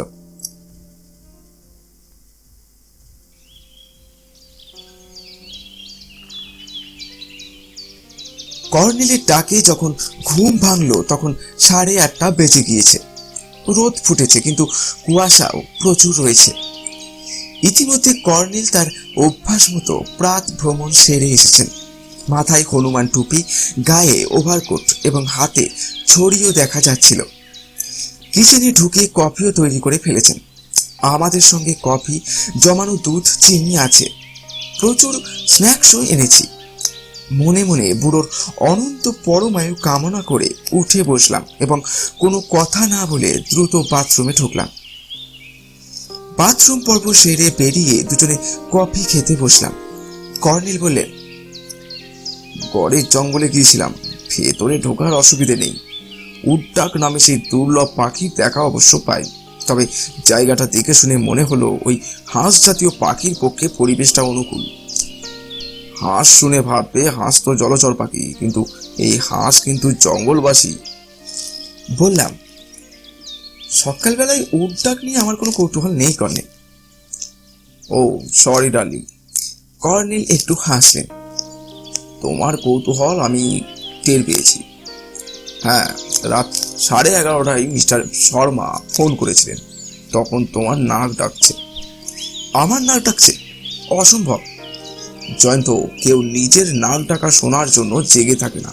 যাই হোক, নবাব বাড়ির বাগানের সেই প্রতিমূর্তি গত রাতে আবার একটা মানুষ খুন করেছে। কাকে খুন করেছে জানো? বড় নবাবের প্রাইভেট সেক্রেটারি আতাউল্লাহ বেগকে।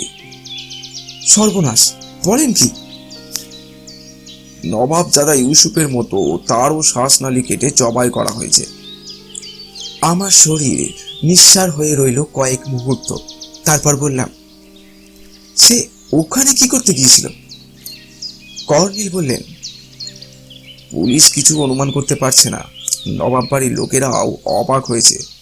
আতাউল্লাহ ওখানে কেন ওই সময় বেমক্কা হাজির হলো তার সঙ্গত কৈফিয়ত কারো মাথায় আসছে না।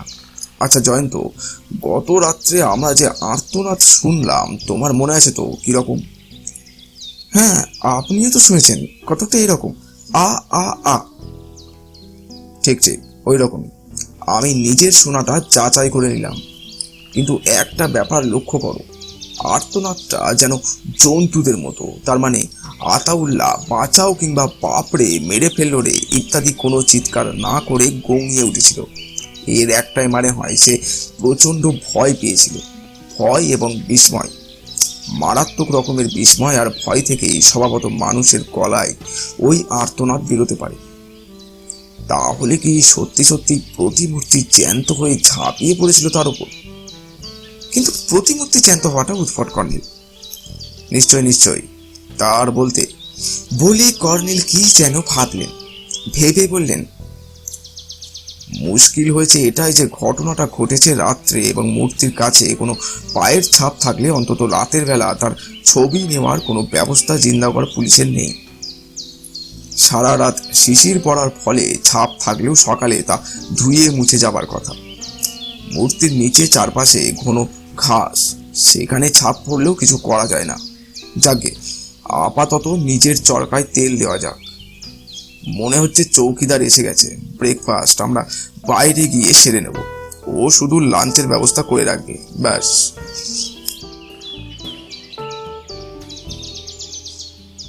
চৌকিদারকে সব বলে টলে একটু পরে আমরা বেরোলাম। কর্নেল ক্যামেরা, বাইনোকুলার ইত্যাদি সঙ্গে নিতে ভুললেন না। আমি স্রেফ খালি হাতেই গেলাম। প্রাকৃতিক সৌন্দর্য দেখা ছাড়া আর কি বা করব? আমাদের বাংলোর পশ্চিমে গড়ের জঙ্গল, পূর্বে নবাব বাড়ি। কর্নেল কিন্তু ঘোরালো চড়াই উতরাইয়ের রাস্তা ছেড়ে ঢিলার গা বেয়ে সোজা উত্তরে গঙ্গার দিকে পা বাড়ালেন। ঝোপ জঙ্গল পাথর পেরিয়ে আমরা গঙ্গার ধারে পৌঁছলাম। সামনে উঁচু ঘাস, সর আর নলকা গড়া ঝোপ জল অব্দি নেমেছে। কর্নেল সেখান থেকে পূর্বে এগোলেন। বললাম, আরে এইদিকে কোথায় যাচ্ছেন? নবাব বাড়ির বাগানে নয় তো? না না বলে কর্নেল হাঁটতে থাকলেন। ওকে প্রশ্ন করা বৃথা এখন। আমি দাঁড়িয়ে পড়লেও উনি থামবেন না, অতএব পা বাড়াতে হলো। একটু পরেই ফুট 4-5 পাথরের পাঁচিল বাধা দিল এগোতে। ঝোপ ও গাছপালা এখানে ঘন। কর্নেল বললেন, 1 মিনিট, তুমি এখানে অপেক্ষা করো, আমি আসছি। বলে উনি অনায়াসে পাঁচিলে উঠলেন এবং ওপাশে চলে গেলেন। এক টুকরো পাথরে উঠে ওকে দেখতে পেলাম। হ্যাঁ, এটাই নবাবদের প্রাইভেট কবরখানা। কর্নেল তাহলে ছোট নবাব মির্জা সাহেব জালালের জন্ম মৃত্যুর তারিখ দেখতে গেলেন। কিন্তু এটা কি মিস্টার শর্মার কাছে জানা যেত না?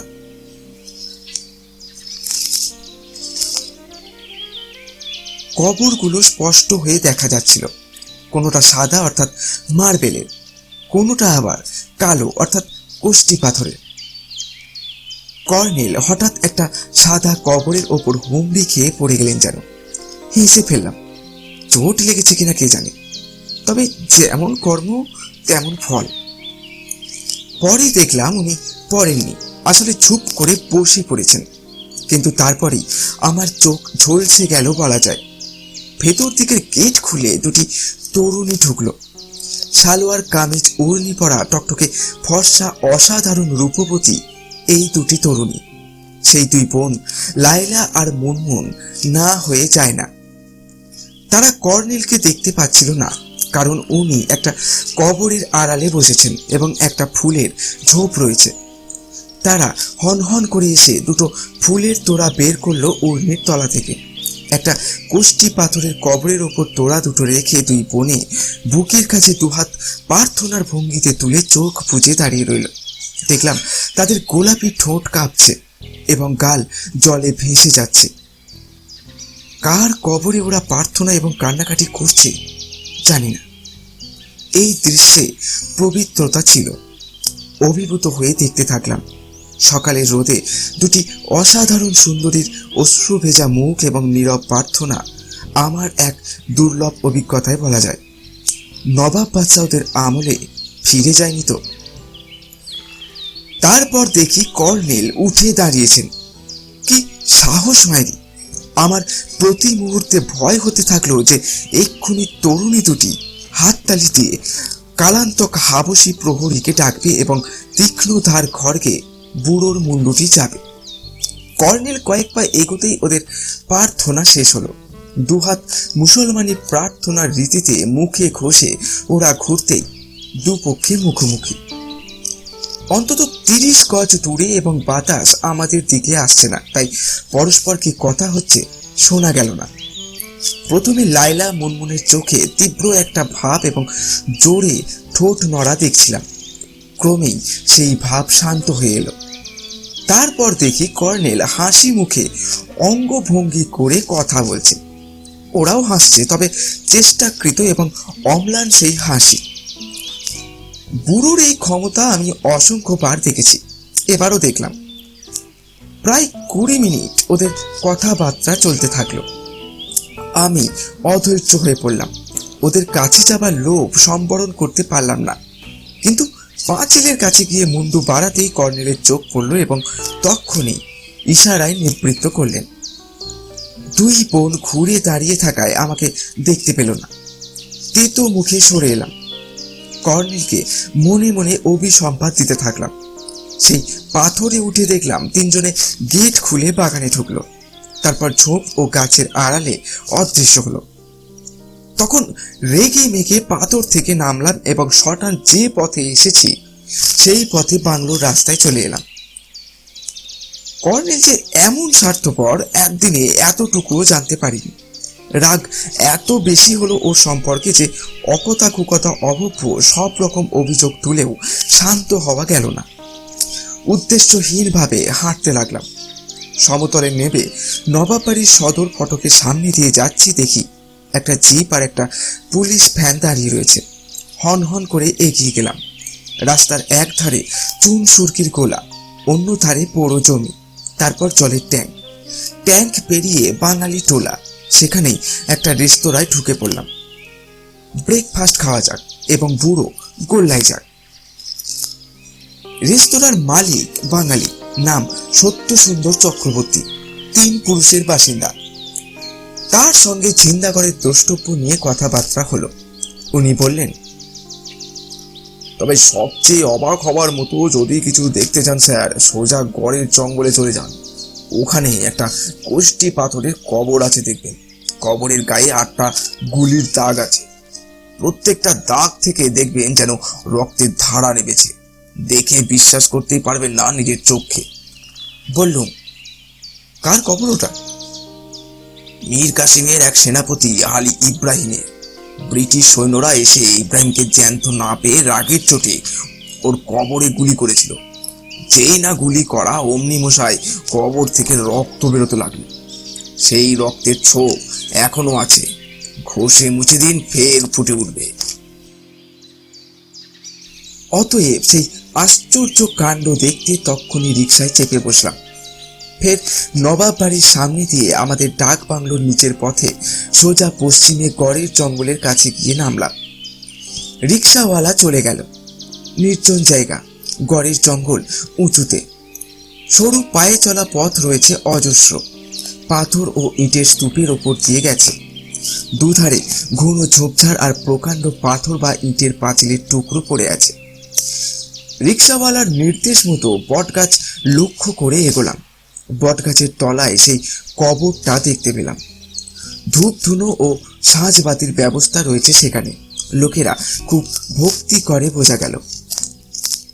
সত্যি এ অবিশ্বাস্য ব্যাপার। কোষ্টি পাথরের কবরে 1-1.5 ইঞ্চি গর্ত, গুলির দাগ ছাড়া আর কিছুই নয়। আর প্রতিটি দাগ থেকে লাল রঙের ছোপ 6 থেকে 8 ইঞ্চি পর্যন্ত দেখা যাচ্ছে। স্তম্ভিত হয়ে দাঁড়িয়ে সেই দৃশ্য দেখলাম কিছুক্ষণ।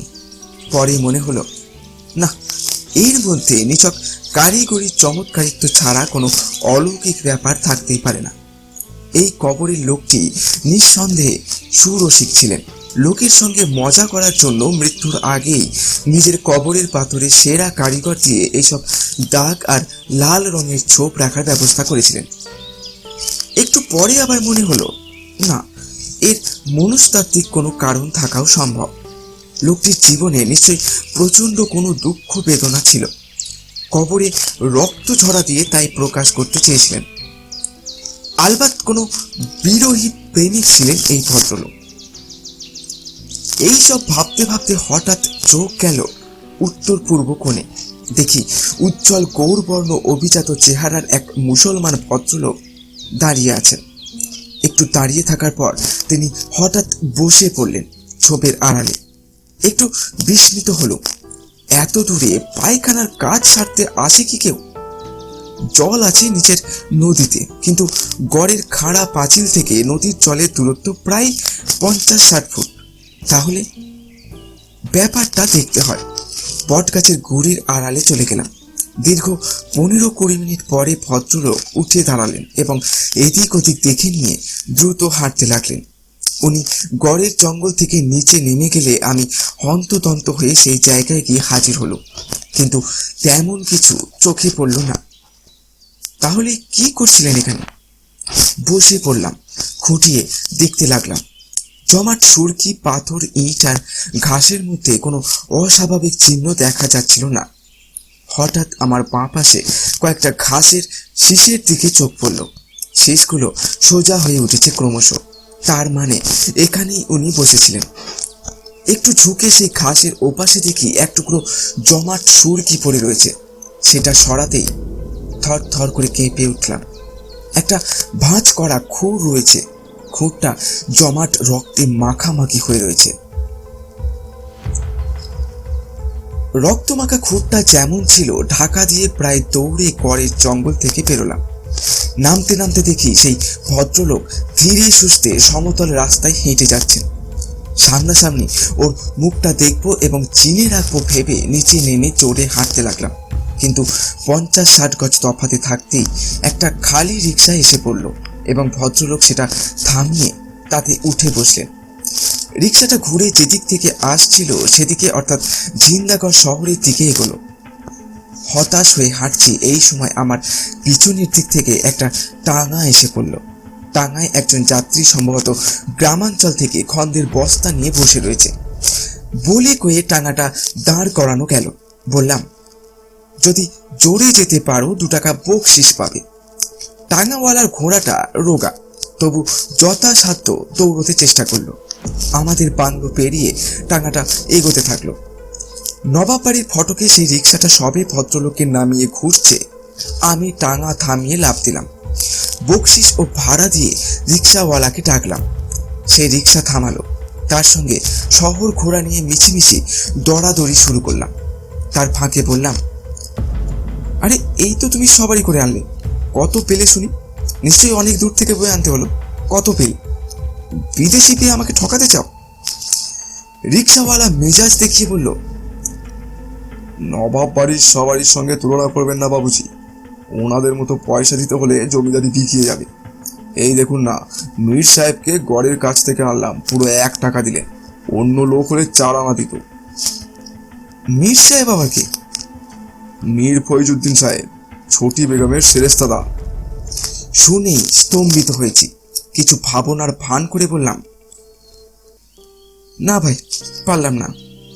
রিক্সাওয়ালা শেষ কথা বলে জবাব শোনার অপেক্ষা করে তেতু মুখে চলে গেল। আমি ততক্ষণে ভেতরে ভেতরে অস্থির।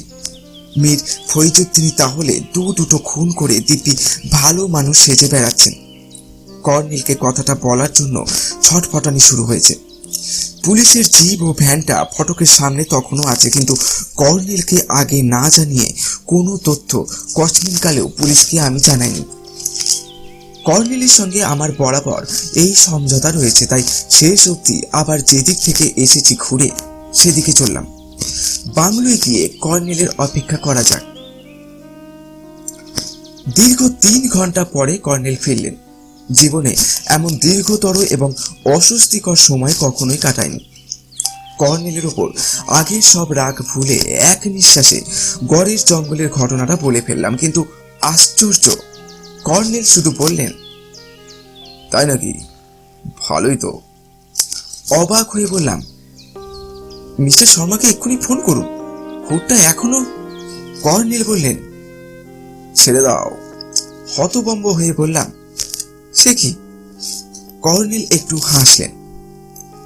দেখো জয়ন্ত, আমি স্রেফ উড ডাকের ছবি তুলতেই চিন্তা করে এসেছি। ঝাঁঝালো স্বরে বললাম, হ্যাঁ, তাই নবাবদের গোরস্থানে ঢুকেছিলেন এবং বড় নবাবের 2 মেয়ের সঙ্গে এতক্ষণ গল্প সল্প করে কাটিয়ে দিলেন। কর্নেল হেসে ফেললেন হো হো করে। তারপর বললেন, তোমার নিশ্চয়ই ঈর্ষা হয়েছে ডার্লিং। সত্যি তো, যুবক হয়ে যুবতীদের এক বুড়োর সঙ্গে মেলামেশা করতে দেখলে তা তো হওয়া স্বাভাবিক। মোটেও না, কথা ঘোরাবেন না। আর আরো রাগ দেখিয়ে বললাম। কর্নেল বললেন, ধৈর্য ধরো বৎস, আজ বিকেলেই নবাব নন্দিনীরা আবার এই বুড়োর কাছে আসবে। তখন যদি তোমার প্রতি তাদের অনুগ্রহ হয়, তোমার সঙ্গেও গল্প সল্প করবে। অতএব অপেক্ষা করে থাকো। কিন্তু খুনির কথা জেনেও তাকে গ্রেপ্তার করতে বলবেন না?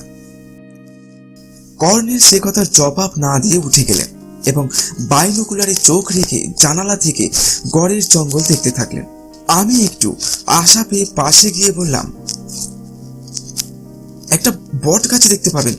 বট গাছের 30 ফুট দূরে বুনো গোলাপছাড়, আর তার ওপাশেই কাশ ঝোপের তলায় খুঁটটা লোকানো আছে। কর্নেল বাইনোকুলার নামিয়ে বললেন, চলো স্নান করা যাক, বড্ড দেরি হয়ে গেল। কাল কিন্তু সকালবেলায় স্নান সেরে নেবে, বুঝলে? শীতকালে প্রাতঃ স্নান স্বাস্থ্যকর। চান শেষ হতে 1টা বাজলো।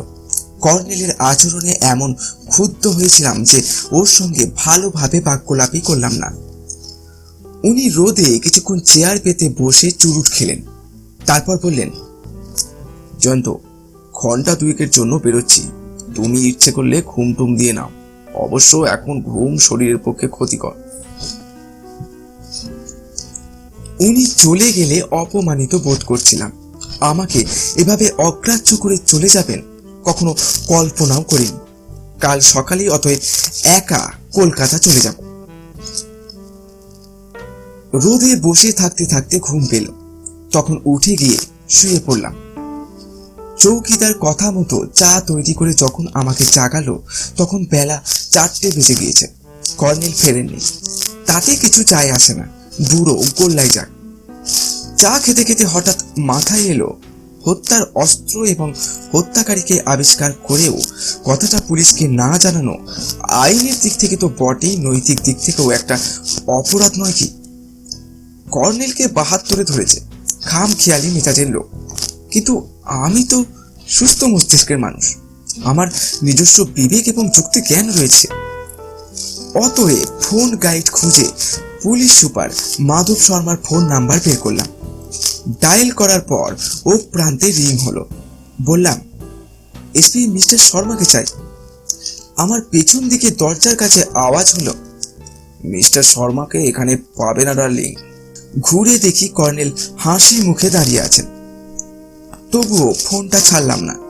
ও প্রান্তে যে ফোন ধরেছিল হয়তো, তাই ফের বললাম, মিস্টার মাধব শর্মাকে কি দেয়া যাবে? ও প্রান্ত থেকে আওয়াজ এলো, আগে সাহেব তো কুটিতে এখন নেই, কখন ফিরবেন কিছু বলে যাননি।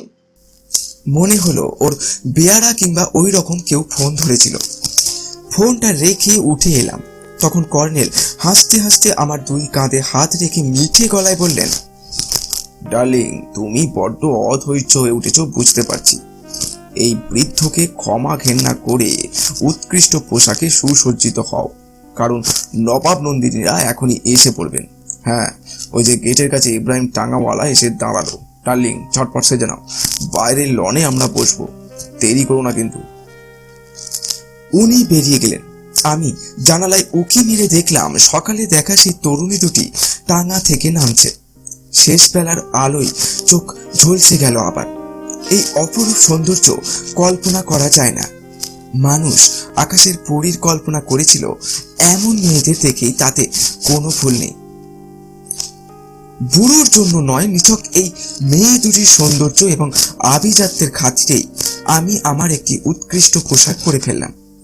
তবে বিলিতি পোশাক নয়, সম্পূর্ণ দেশি। ধুতি, চড়িদার, মুগার পাঞ্জাবি, কাশ্মীরি সাদা শালও জড়ালো। আমাকে দেখে কর্নেল খুশি হয়ে বললেন, এসো এসো জয়ন্ত, আলাপ করিয়ে দিই। নমস্কার নয় ডার্লিং, এদেরই পিতৃপুরুষ একসময় ছিলেন সুবে বাংলা, বিহার, উড়িষ্যার শাসনকর্তা। সামনে ঝুঁকে ডান হাত কপালে 3 বার ঠেকিয়ে কুর্নিশ করো, ঠিক এইভাবে। উনি ভঙ্গিটা দেখাতে দেখাতে বললেন, মুখে বলো, বন্দেগি বড়ি নবাবজাদি, বন্দেগি ছোটি নবাবজাদি, গোস্তাপি মাফ কিজিয়ে। দুই বোন গাম্ভীর্য ভেঙে খিলখিল করে হেসে গড়িয়ে পড়ল। আমি থতমত খেয়ে প্রায় ওইভাবে কুর্নিশ করতে যাচ্ছিলাম। ওদের হাসিতে সামলে নিয়ে নমস্কার করলাম। দুই বোন হাসি থামিয়ে অবাঙালি হিন্দু প্রথায় পাল্টা করজোড়ে নমস্কার করে বলল, নমস্তে। তারপর বড় বোন বিশুদ্ধ ইংরেজিতে বলল, কর্নেল আপনার কথা আমাদেরকে বলেছেন। আমাদের এখানে আসার কথা ছিল জাস্ট 3:30। অনেক দেরি করে ফেলেছি। ইব্রাহিম আসতে একটু দেরি করলো, তাছাড়া বুঝতেই পারছেন বাড়ির কি অবস্থা চলছে। কর্নেল সস্নেহে বললেন, তা তো বটে। এ জয়ন্ত, তুমি হয়তো ভাবছো বাড়ি থেকে বাংলো জাস্ট 5 মিনিটের রাস্তা, হেঁটে এলো না কেন, তাই তো? আমি তোমায় বুঝিয়ে দিই, নবাব ফ্যামিলির কিছু রীতিনীতি এখনো মেনে চলতে হয়। লাইলা বলল, হ্যাঁ, ওই এক ঝামেলা। অবশ্য আমি এতটা মেনে চলি না, তবে এখন যে ইব্রাহিমের টাঙায় এলাম, এর কারণ ইব্রাহিম টাঙাওয়ালা আগে আমাদের বাড়ির নকার ছিল। ওরা বডিগার্ড ছিল আমাদের পূর্বপুরুষের। বাবার আমলে ওদের ছাড়িয়ে দেওয়া হয়, এখন টাঙা চালিয়ে রোজগার করে। যখন আমাদের বাড়ির মহিলারা বাইরে বেরোন, ওর টাঙা চাই। কেন বলবেন তো? ও টাঙা চালাবে, ইজ্জতের হানি ঘটতে দেবে না, বডিগার্ডের কাজও করবে। লাইলা হেসে উঠল মুনমুনো। কর্নেল এবং আমিও হাসিতে চোখ দিলাম। এরপর সে নবাব ফ্যামিলির অনেক পুরনো এবং অদ্ভুত অদ্ভুত আদব কায়দা ও রীতিনীতির গল্প করতে থাকলো। তাতে মুনমুনো চোখ দিল। এক ফাঁকে কর্নেল আমাকে ইশারায় অতিথি সৎকারের ব্যবস্থা করতে বললেন। খুব আদব কায়দা দেখিয়ে আমি উঠে গেলাম এবং চৌকিদারকে কফির আয়োজন করতে বললাম। স্ন্যাক্স ইত্যাদির প্যাকেট বের করে ওকে দিয়ে এলাম। গেটে ইব্রাহিম টাঙা রেখে ঘোড়ার গায়ে হাত বুলোচ্ছে আর মাঝে মাঝে উদাস দৃষ্টে এদিকে তাকাচ্ছে। সূর্যাস্ত হয়ে গেল খুব শিগগিরই। বাংলোর সামনের আলোটা চৌকিদার জ্বেলে দিল। কফি ও স্ন্যাক্স নিল ট্রেতে। খেতে খেতে নবাবী কাণ্ড কারখানা শুনতে থাকলাম। একসময় হঠাৎ লাইলা বলল, কর্নেল, আমার চাচি আম্মাও বেগম মরিয়ম কিন্তু খ্রিস্টান, জানেন তো? ওর আয়া মিসেস মিশেলও কিন্তু খ্রিস্টান। কর্নেল বললেন, জানি। লাইলা বলল, আপনি কি আলাপ করবেন আমার চাচি আম্মার সঙ্গে? উনি কিন্তু নবাবী আদব কায়দার ধার ধারেন না। কর্নেল হেসে বললেন, করব। তাই মিস লাইলা, তুমি আলিগড় যাচ্ছ কবে? মুনমুনো তো যাবে। লাইলা দুঃখিত মুখে বলল, হ্যাঁ, যেতে তো হবেই, বাড়িতে একদম থাকতে ইচ্ছে করছে না। 3 জানুয়ারি যাবার কথা, 2-4 দিন দেরি হবে হয়তো। আমার প্রবল ইচ্ছে 27 ডিসেম্বর এবং গত সন্ধ্যার ওই মর্মান্তিক ঘটনার বিবরণ ওর মুখ থেকে শুনি। 2-1 বার কথাটা তুললামও, কিন্তু কর্নেল কথা ঘুরিয়ে আজে বাজে প্রসঙ্গে নিয়ে গেলেন। নবাব বাড়ির নানান ব্যাপার, বিশেষ করে ওদের ছেলেবেলার স্মৃতি নিয়ে প্রশ্ন করে গেলেন। সেগুলো তেমন কিছু শোনার মতো নয়। একসময় ঘড়ি দেখে ওরা উঠে দাঁড়ালো। লাইলা বলল, ভাগ্যিস আপনার সঙ্গে আলাপ হলো কর্নেল, তাই অনেকটা মন মেজাজ ভালো হয়ে গেল। যে কদিন আছেন আসার চেষ্টা করব। আপনি কিন্তু কাল সকালে একবার যাবেন, বাবা আপনাকে যেতে বলেছেন। অপেক্ষা করবেন, চাচি আমার সঙ্গেও আপনার আলাপ করিয়ে দেবো। আর মিস্টার চৌধুরী, আপনিও যাবেন কিন্তু। আলাপ হয়ে খুব খুশি হলাম। নমস্তে। কর্নেল বললেন, এসো জয়ন্ত, ওদের গেট পর্যন্ত এগিয়ে দিয়ে আসি। গেটে যেতেই ইব্রাহিম টাঙাওয়ালা আদাব দিয়ে একগাল হেসে বলল, আমি ইব্রাহিম হুজুর, কাল আপনাদের স্টেশন থেকে নিয়ে এলাম। কর্নেল চমকে ওঠার ভান করে বললেন, তাই বুঝি? আরে বাহ বাহ বাহ। ওরা চলে গেলে দুজনে ঘরে এসে বসলাম। চৌকিদার তখনই সব ঝটপট সামলে লণ্ঠন জেলে কেটে পড়ল। আজ রাতের রান্নাটা সে করে রেখে গেল। কর্নেল ঘড়ি দেখে বললেন, 6:05। জয়ন্ত, আমরা ঠিক 7:30টায় বেরোবো। কোথায়? নিষ্ক্রিয় ভঙ্গিতে প্রশ্ন করলাম। উদ্যাগের ছবি তুলতে বুঝি? সেও কি অসম্ভব কিছু জয়ন্ত? তুমি তো জানো আমার এই ক্যামেরায় রাতের অন্ধকারেও ছবি তোলা যায়। ওর মধ্যে ইলেকট্রনিক যে সিস্টেম রয়েছে তাতে এক্স-রে সাহায্যে ছবি ওঠে, ফ্লাশটা চোখে দেখা যায় না। যাকে এখন এসো, দুজনে কিছুক্ষণ দাবা খেলে নি। অবাক হয়ে বললাম, দাবা? আপনি দাবা খেলা জানেন নাকি? কিন্তু কখনো তো দেখিনি খেলতে। কর্নেল ওর কিট ব্যাগ থেকে দাবার ছক আর গুটি বের করে বললেন, কখনো খেলিনি নয়, খেলেছি, তবে তোমার সঙ্গে খেলিনি, কারণ তুমি দাবা জানো বলে মনে হতো না। এখন হঠাৎ মনে হলো তুমি দাবা খেলতে জানো। অবশ্যই জানো। কিভাবে মনে হলো যে আমি দাবা খেলতে জানি? কর্নেল বললেন, তখন তুমি হঠাৎ একটা উপমা ব্যবহার করলে, ওটা স্প্যাক্সির একটা প্রিয় চালের নাম। যাকে কথা বাড়িও না, চলে এসো। কর্নেল দাবাতেও ধুরন্ধর। দুবার কিস্তি মাত করে হঠাৎ ঘড়ি দেখে বললেন, মাই গুডনেস, করছো কি? ওঠো জয়ন্ত, বেরোতে হবে। ধুতি পাঞ্জাবি ছেড়ে বিলাতি পোশাক পরে ফেলো ঝটপট, কারণ বোন বাদার ভাঙতে হবে। রবারের সোলওয়ালা জুতো পরবে কিন্তু, আছে তো সঙ্গে? এই সময় দরজায় টোকা পড়ল। কর্নেল উঠে গিয়ে দরজা খুলে বললেন, 5 মিনিট লেট। যাকে আমরা প্রায় তৈরি। দেখি মিস্টার শর্মা রীতিমতো ইউনিফর্ম পরেছেন এবং রিভলভার রয়েছে কোমরে। মৃদু হেসে বললেন, পায়ে হেঁটে চড়াই ভাঙতে হলো, বয়স হয়েছে, টের পাচ্ছি আজকাল। উত্তেজনায় রক্ত গরম হয়ে গেল। তাহলে প্রতিমূর্তি রহস্যের ব্যাপারেই আমরা বেরোচ্ছি। 2 মিনিটের মধ্যেই দরজায় তালা হেঁটে আমরা বেরোলাম। টর্চ থাকা সত্ত্বেও কেউ জানলেন না। বাংলোর উত্তর দিকে নামতে থাকলাম আমরা। তখন চাঁদটা সবে উঠেছে। শিশিরে পা হরকাচ্ছে তিনজনের। সতর্কভাবে নামছি। কিছুক্ষণ পরে নবাবদের গোরস্থানের পাঁচিল পড়ল সামনে। তিনজনে পাঁচিলে উঠে সাবধানে ওপাশে নামলাম। সেই সময় কোথায় দুবার শীষের আওয়াজ হলো। মিস্টার শর্মাও শীষ দিলেন 3 বার। আমার বুকে হাতুড়ি পড়তে থাকলো। এবার কর্নেল ও মিস্টার শর্মা হামাগুড়ি দিলেন, আমিও দিলুম। এইভাবে কবরের ফাঁক দিয়ে এগিয়ে আবার ছোট একটা পাঁচিল পড়ল। সেটা আগের মতো ডিঙিয়ে সম্ভবত বাগানে পড়লাম। ঝোপঝাড়ের মধ্যে দিয়ে তিনজনে এগিয়ে একটু ফাঁকা জায়গায় গিয়ে বসে পড়লাম। ততক্ষণে জ্যোৎস্না ফুটেছে।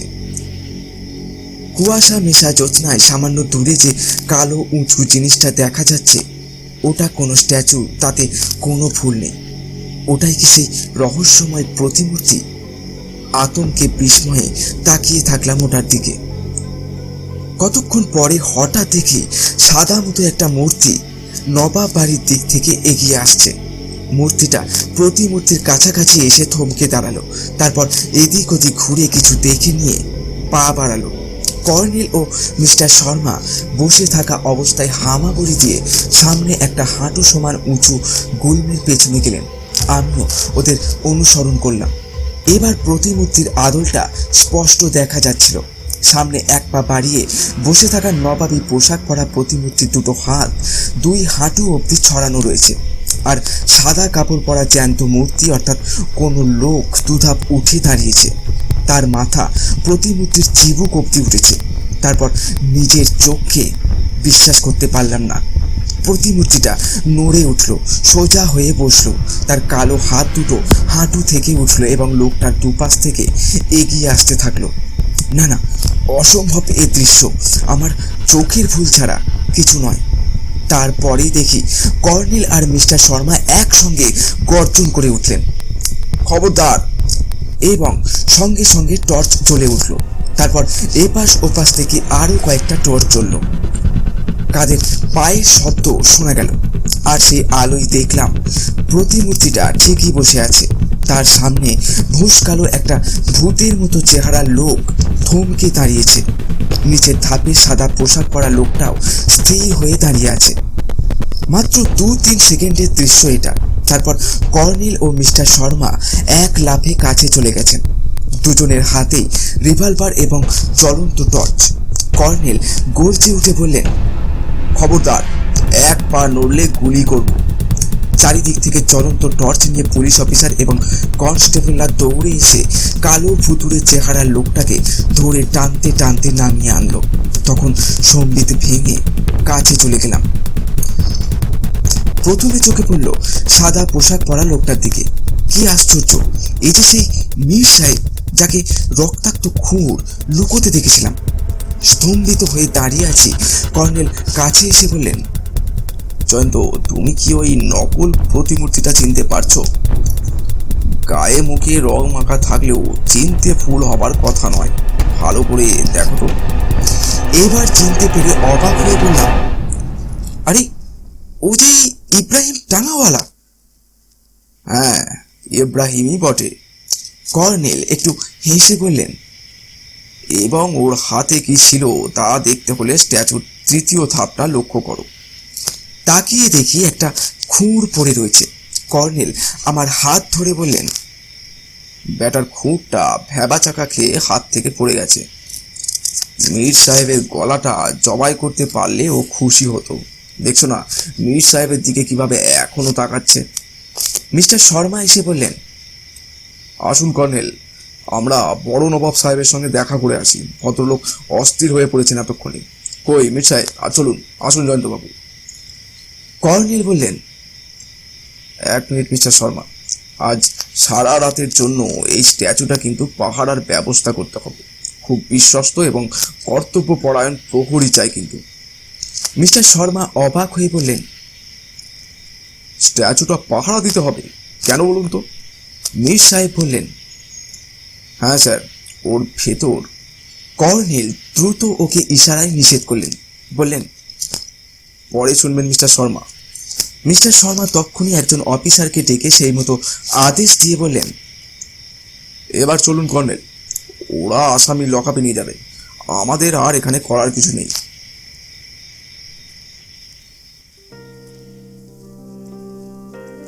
একটা প্রশস্ত ঘরে আমরা বসলাম। মনে হলো এটা নবাব বাড়ির স্টাডি রুম। অনেক আলমারি ভরা বই রয়েছে, দেওয়ালে পেন্টিং রয়েছে। একটু পরে লায়লা ও মুনমুন দুই বোন একটা চাকাওয়ালা চেয়ার ঠেলতে ঠেলতে ঘরে ঢোকাল। সেই চেয়ারে পৌর এক ভদ্রলোক বসে রয়েছেন। তার চেহারায় ব্যক্তিত্ব এবং অভিজাত্য প্রকট। বুঝলুম উনি মির্জা সৈয়দ ইকবাল। আমরা সবাই উঠে দাঁড়িয়ে সামনে একটু ঝুঁকে আদাব দিলুম। উনি কপালে হাত তুলে আদাব দিলেন। তারপর লায়লাকে উর্দুতে বললেন, তোমার চাচি আম্মাকে ডেকে নিয়ে এসো, নিজের কানে সব শুনুক, মনের সংশয় দূর হবে। লায়লা চলে গেল। মিস্টার শর্মা উর্দুতে বললেন, কি সংশয় নবাব সাহেব? মির্জা ইকবাল একটু হেসে ইংরাজিতে বললেন, ওর দোষ নেই মিস্টার শর্মা। ফিমেল লজিক বলে একটা কথা আছে। উনি ইউরোপিয়ান মহিলা হলেও ঈশ্বরের পৃথিবীতে মহিলা মানে মহিলা। ওর ধারণা আমাদেরই কোনো চক্রান্ত আছে এ ব্যাপারে। কি চক্রান্ত আছে না আছে সব কর্নেল সাহেব এবং আপনি ওকে বলুন। আমাদের স্বামী স্ত্রীর খুব ইচ্ছে ছিল ইউসুফকেই জামাই করি। বাপ হারা ছেলে তো যাগে। নবাব সাহেব বিষণ্ণভাবে দীর্ঘশ্বাস ফেলে চুপ করলেন। কর্নেল বললেন, আচ্ছা নবাব সাহেব, ইব্রাহিম কিভাবে আপনার দাদুর স্ট্যাচুর ব্যাপারটা জানতে পারলো বলতে পারেন? নবাব সাহেব বললেন, সেটাই তো অবাক লাগছে। তাকে এ বাড়ি থেকে বের করে দিয়েছি গত বছর সেপ্টেম্বরে। ভীষণ চুরিচামারি করত। এই ঘরের দেওয়ালে আরো কত বিখ্যাত অরিজিনাল সব পেন্টিং ছিল, সব বেটা চুরিচামারি করে বেঁচে দিয়েছে। হাতে নাতে ধরা অবশ্য পড়েনি, কিন্তু পারিপার্শ্বিক সাক্ষ্য বিস্তর ছিল। যাই হোক, ওকে ছাড়ানোতে কিন্তু আমার বেগম সাহেবা বেজায় হয়েছিল। আমার ভাতৃবধূও ক্ষোভ প্রকাশ করেছিলেন, কারণ ইব্রাহিমকে ওরা পছন্দ করতেন। ইব্রাহিমের ওই তো চালাকি, মানুষকে গলিয়ে দিতে ওস্তাদ।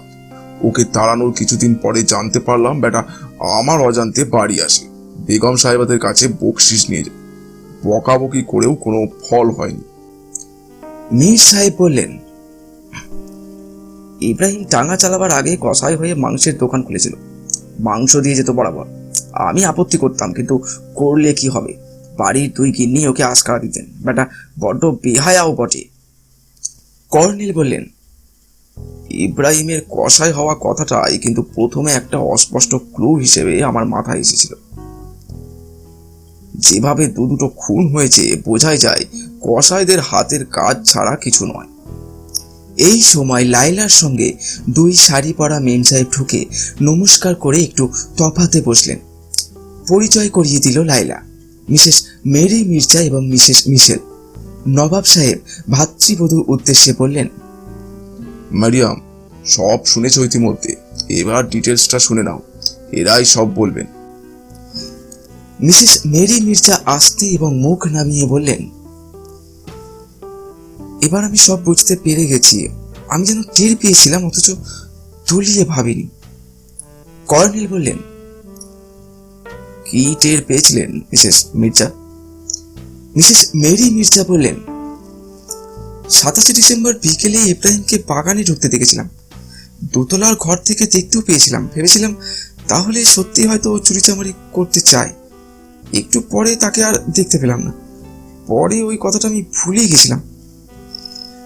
কর্নেল নবাব সাহেবের উদ্দেশ্যে বললেন, নবাব সাহেবের কাছে আমার প্রশ্নের উত্তর কিন্তু আমি পাইনি। ইব্রাহিম কিভাবে দাদুর স্ট্যাচুর ব্যাপারটা জানলো? নবাব সাহেব বললেন, দেখুন, ব্যাপারটা শুধু আমি আর আমার ছোট ভাই পরলোকগত ছোট নবাব মির্জা শাহেদ জালাল জানতো। সম্ভবত জালাল তার স্ত্রীকে বলে থাকবে। মিসেস মেরি মির্জা বললেন, হ্যাঁ আমাকে বলেছিল, কিন্তু আমি কাউকে বলিনি। কর্নেল বললেন, ভালোভাবে স্মরণ করে দেখুন তো মিসেস মির্জা, মুখ ফসকে দৈবাত কখনো বলেছিলেন কিনা? যদি বলে থাকেন তখন কে উপস্থিত ছিল সেটাও মনে করুন। মিসেস মেরি মির্জা ভাবতে লাগলেন। হঠাৎ মিসেস মিশেল বলে উঠলেন, স্ট্যাচুর মধ্যে সোনার মোহরের কথা তো মেরি, 27 ডিসেম্বর সকালে জোসেফ, আমি আর তুমি গল্প করছিলাম। জোসেফ টাকার কথা তুললো, তখন তুমি ঠাট্টা সুরে বললে তোর দাদু বিস্তর সোনার মোহর রেখে গেছেন, ভাবিস নি। জোসেফ বলল, কোথায় আছে সেই মোহর? তখন তুমি বললে তোর দাদুর বাবার স্ট্যাচুর মধ্যে। জোসেফ আর আমি দুজনেই অবাক হয়ে গেলাম, ভাবলাম তামাশা করছো। তুমি সিরিয়াস হয়ে বললে, না তামাশা নয়, সত্যি তোমার বাবা নাকি বলে গেছেন। মিসেস মেরি মির্জা নড়ে বসলেন। হ্যাঁ মনে পড়েছে, কিন্তু তখন ইব্রাহিম তো ছিল না। মিসেস মিশেলও বললেন, হ্যাঁ ইব্রাহিম কিন্তু তখন ছিল না। কর্নেল বললেন, কথাটা কোথায় হচ্ছিল? মিসেস মেরি মির্জা বললেন, কিচেনে। কাছাকাছি বাঁধি বা বান্দা উপস্থিত ছিল নাকি? হ্যাঁ ছিল, একজন বাঁধি ছিল, তবে কিচেনের মধ্যে নয়, পাশের ডাইনিং রুমে প্লেট গোছাচ্ছিল। সে কিছু শুনেছিল বলে মনে হয় না, আমরা চাপা গলায় কথা বলছিলাম। কে সে? অমনি মিসেস মিশেল বলে উঠলেন, ও মেরি, তুমি কি বোকা মেয়ে? বাঁধি মাইমুনা বুড়ি, ইব্রাহিমের বিধবা দিদি না? ঘরে একটা চাপা ধরনের সাড়া পড়ল। কর্নেল বললেন, বোঝা গেল সে তাহলে ভাইকে কথাটা পাচার করে দিয়েছিল। নবাব সাহেব অস্ফুট ভাবে বললেন, বলছিলাম না, মহিলা ইজ মহিলা। মিস্টার শর্মা বললেন, মাইমুনা কি এ বাড়িতে থাকে না বাইরে কোথাও থাকে? মিসেস মিশেল বললেন, বাড়িতেই থাকে, বাড়ির ওপাশে সারবন্দি ঘর আছে, সেখানে থাকে। কিন্তু ও তো 28 ডিসেম্বর থেকে নেই, কোথায় এক বোনের বাড়ি গেছে, বোনের নাকি অসুখ, ছুটি নিয়ে গেছে। কর্নেল বললেন, ব্যাপারটা বোঝা গেল। স্ট্যাচুর মধ্যে মোহর আছে শুনে ইব্রাহিম মরিয়া হয়ে উঠেছিল। ইউসুফ সম্ভবত স্ট্যাচুর কাছে কোনো নড়াচড়া দেখে এগিয়ে যায় এবং মারা পড়ে। এবার আসছে আতাউল্লাহ বেগের কথা। গতকাল সন্ধ্যায় আতাউল্লাহ সম্ভবত সন্দেহজনক নড়াচড়া লক্ষ্য করে স্ট্যাচুর কাছে যায় এবং মারা পড়ে। একই হত্যা পদ্ধতি। ইব্রাহিম কাউকে আসতে দেখলে স্ট্যাচুর কোলে বসে পড়েছে। গায়ে কালো রং মেখে এসেছে। শীতের জ্যোৎস্নায় কুয়াশা বড্ড অস্পষ্টতার সৃষ্টি করে, ফলে ব্যাপারটা অবিশ্বাস্য অলৌকিক মনে হওয়া স্বাভাবিক।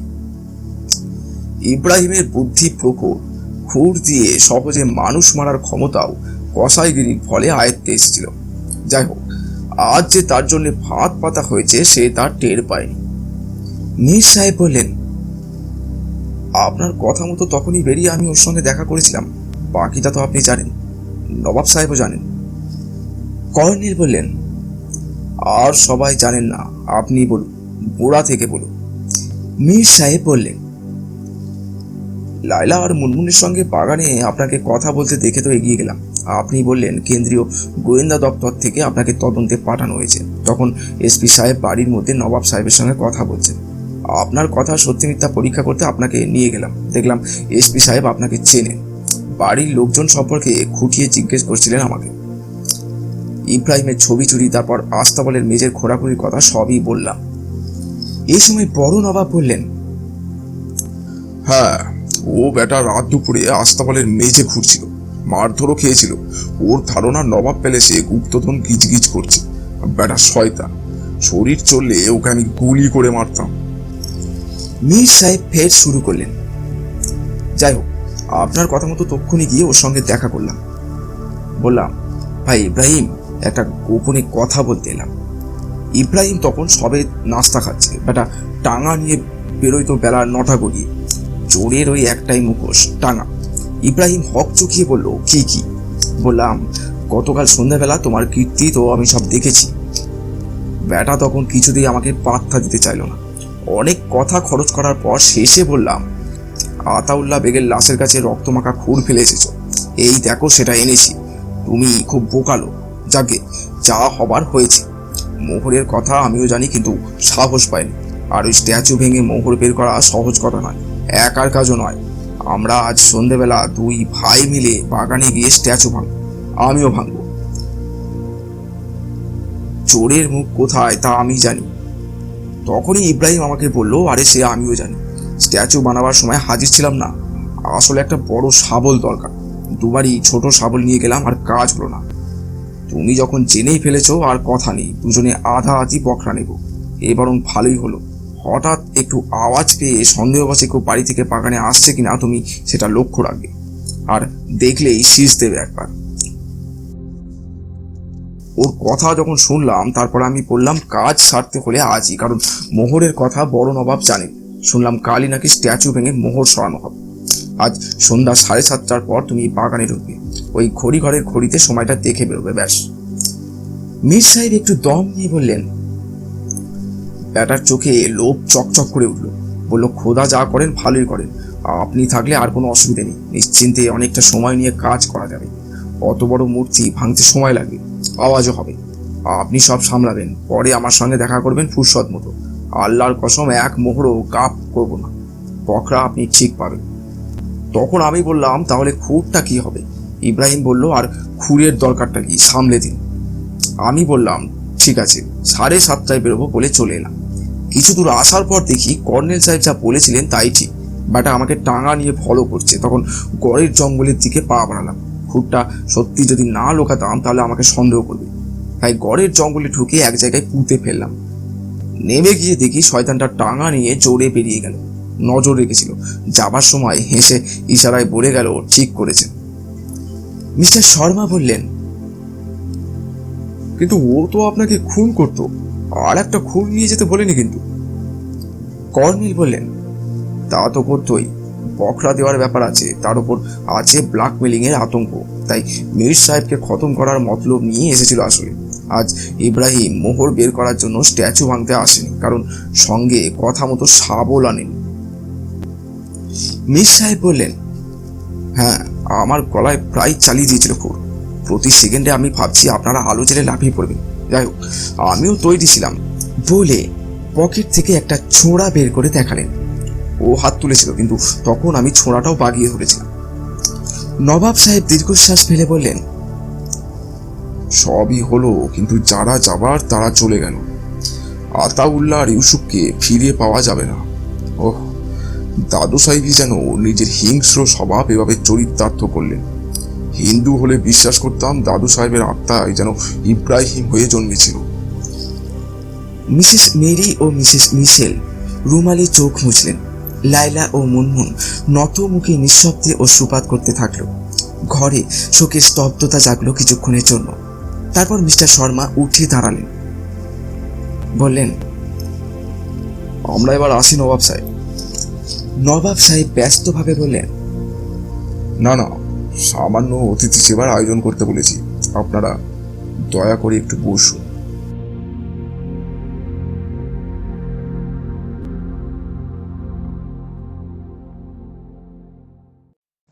গল্পটি আপনাদের কেমন লাগলো আমাদের লাইক ও কমেন্ট করে জানান, এবং এই ধরনের আরো নিত্য নতুন বাংলা অডিও গল্প শুনতে হলে সাবস্ক্রাইব করুন আমাদের এই গল্পের লাইব্রেরি চ্যানেলটিকে। মনে রাখবেন, সাবস্ক্রাইব করতে কোনো পয়সা লাগে না, এটা একদম ফ্রি। আমি আবার আসবো এই ধরনের আরো নিত্য নতুন বাংলা অডিও গল্প নিয়ে। ততক্ষণের জন্য সঙ্গে থাকুন, দেখতে থাকুন এবং শুনতে থাকুন গল্পের লাইব্রেরি।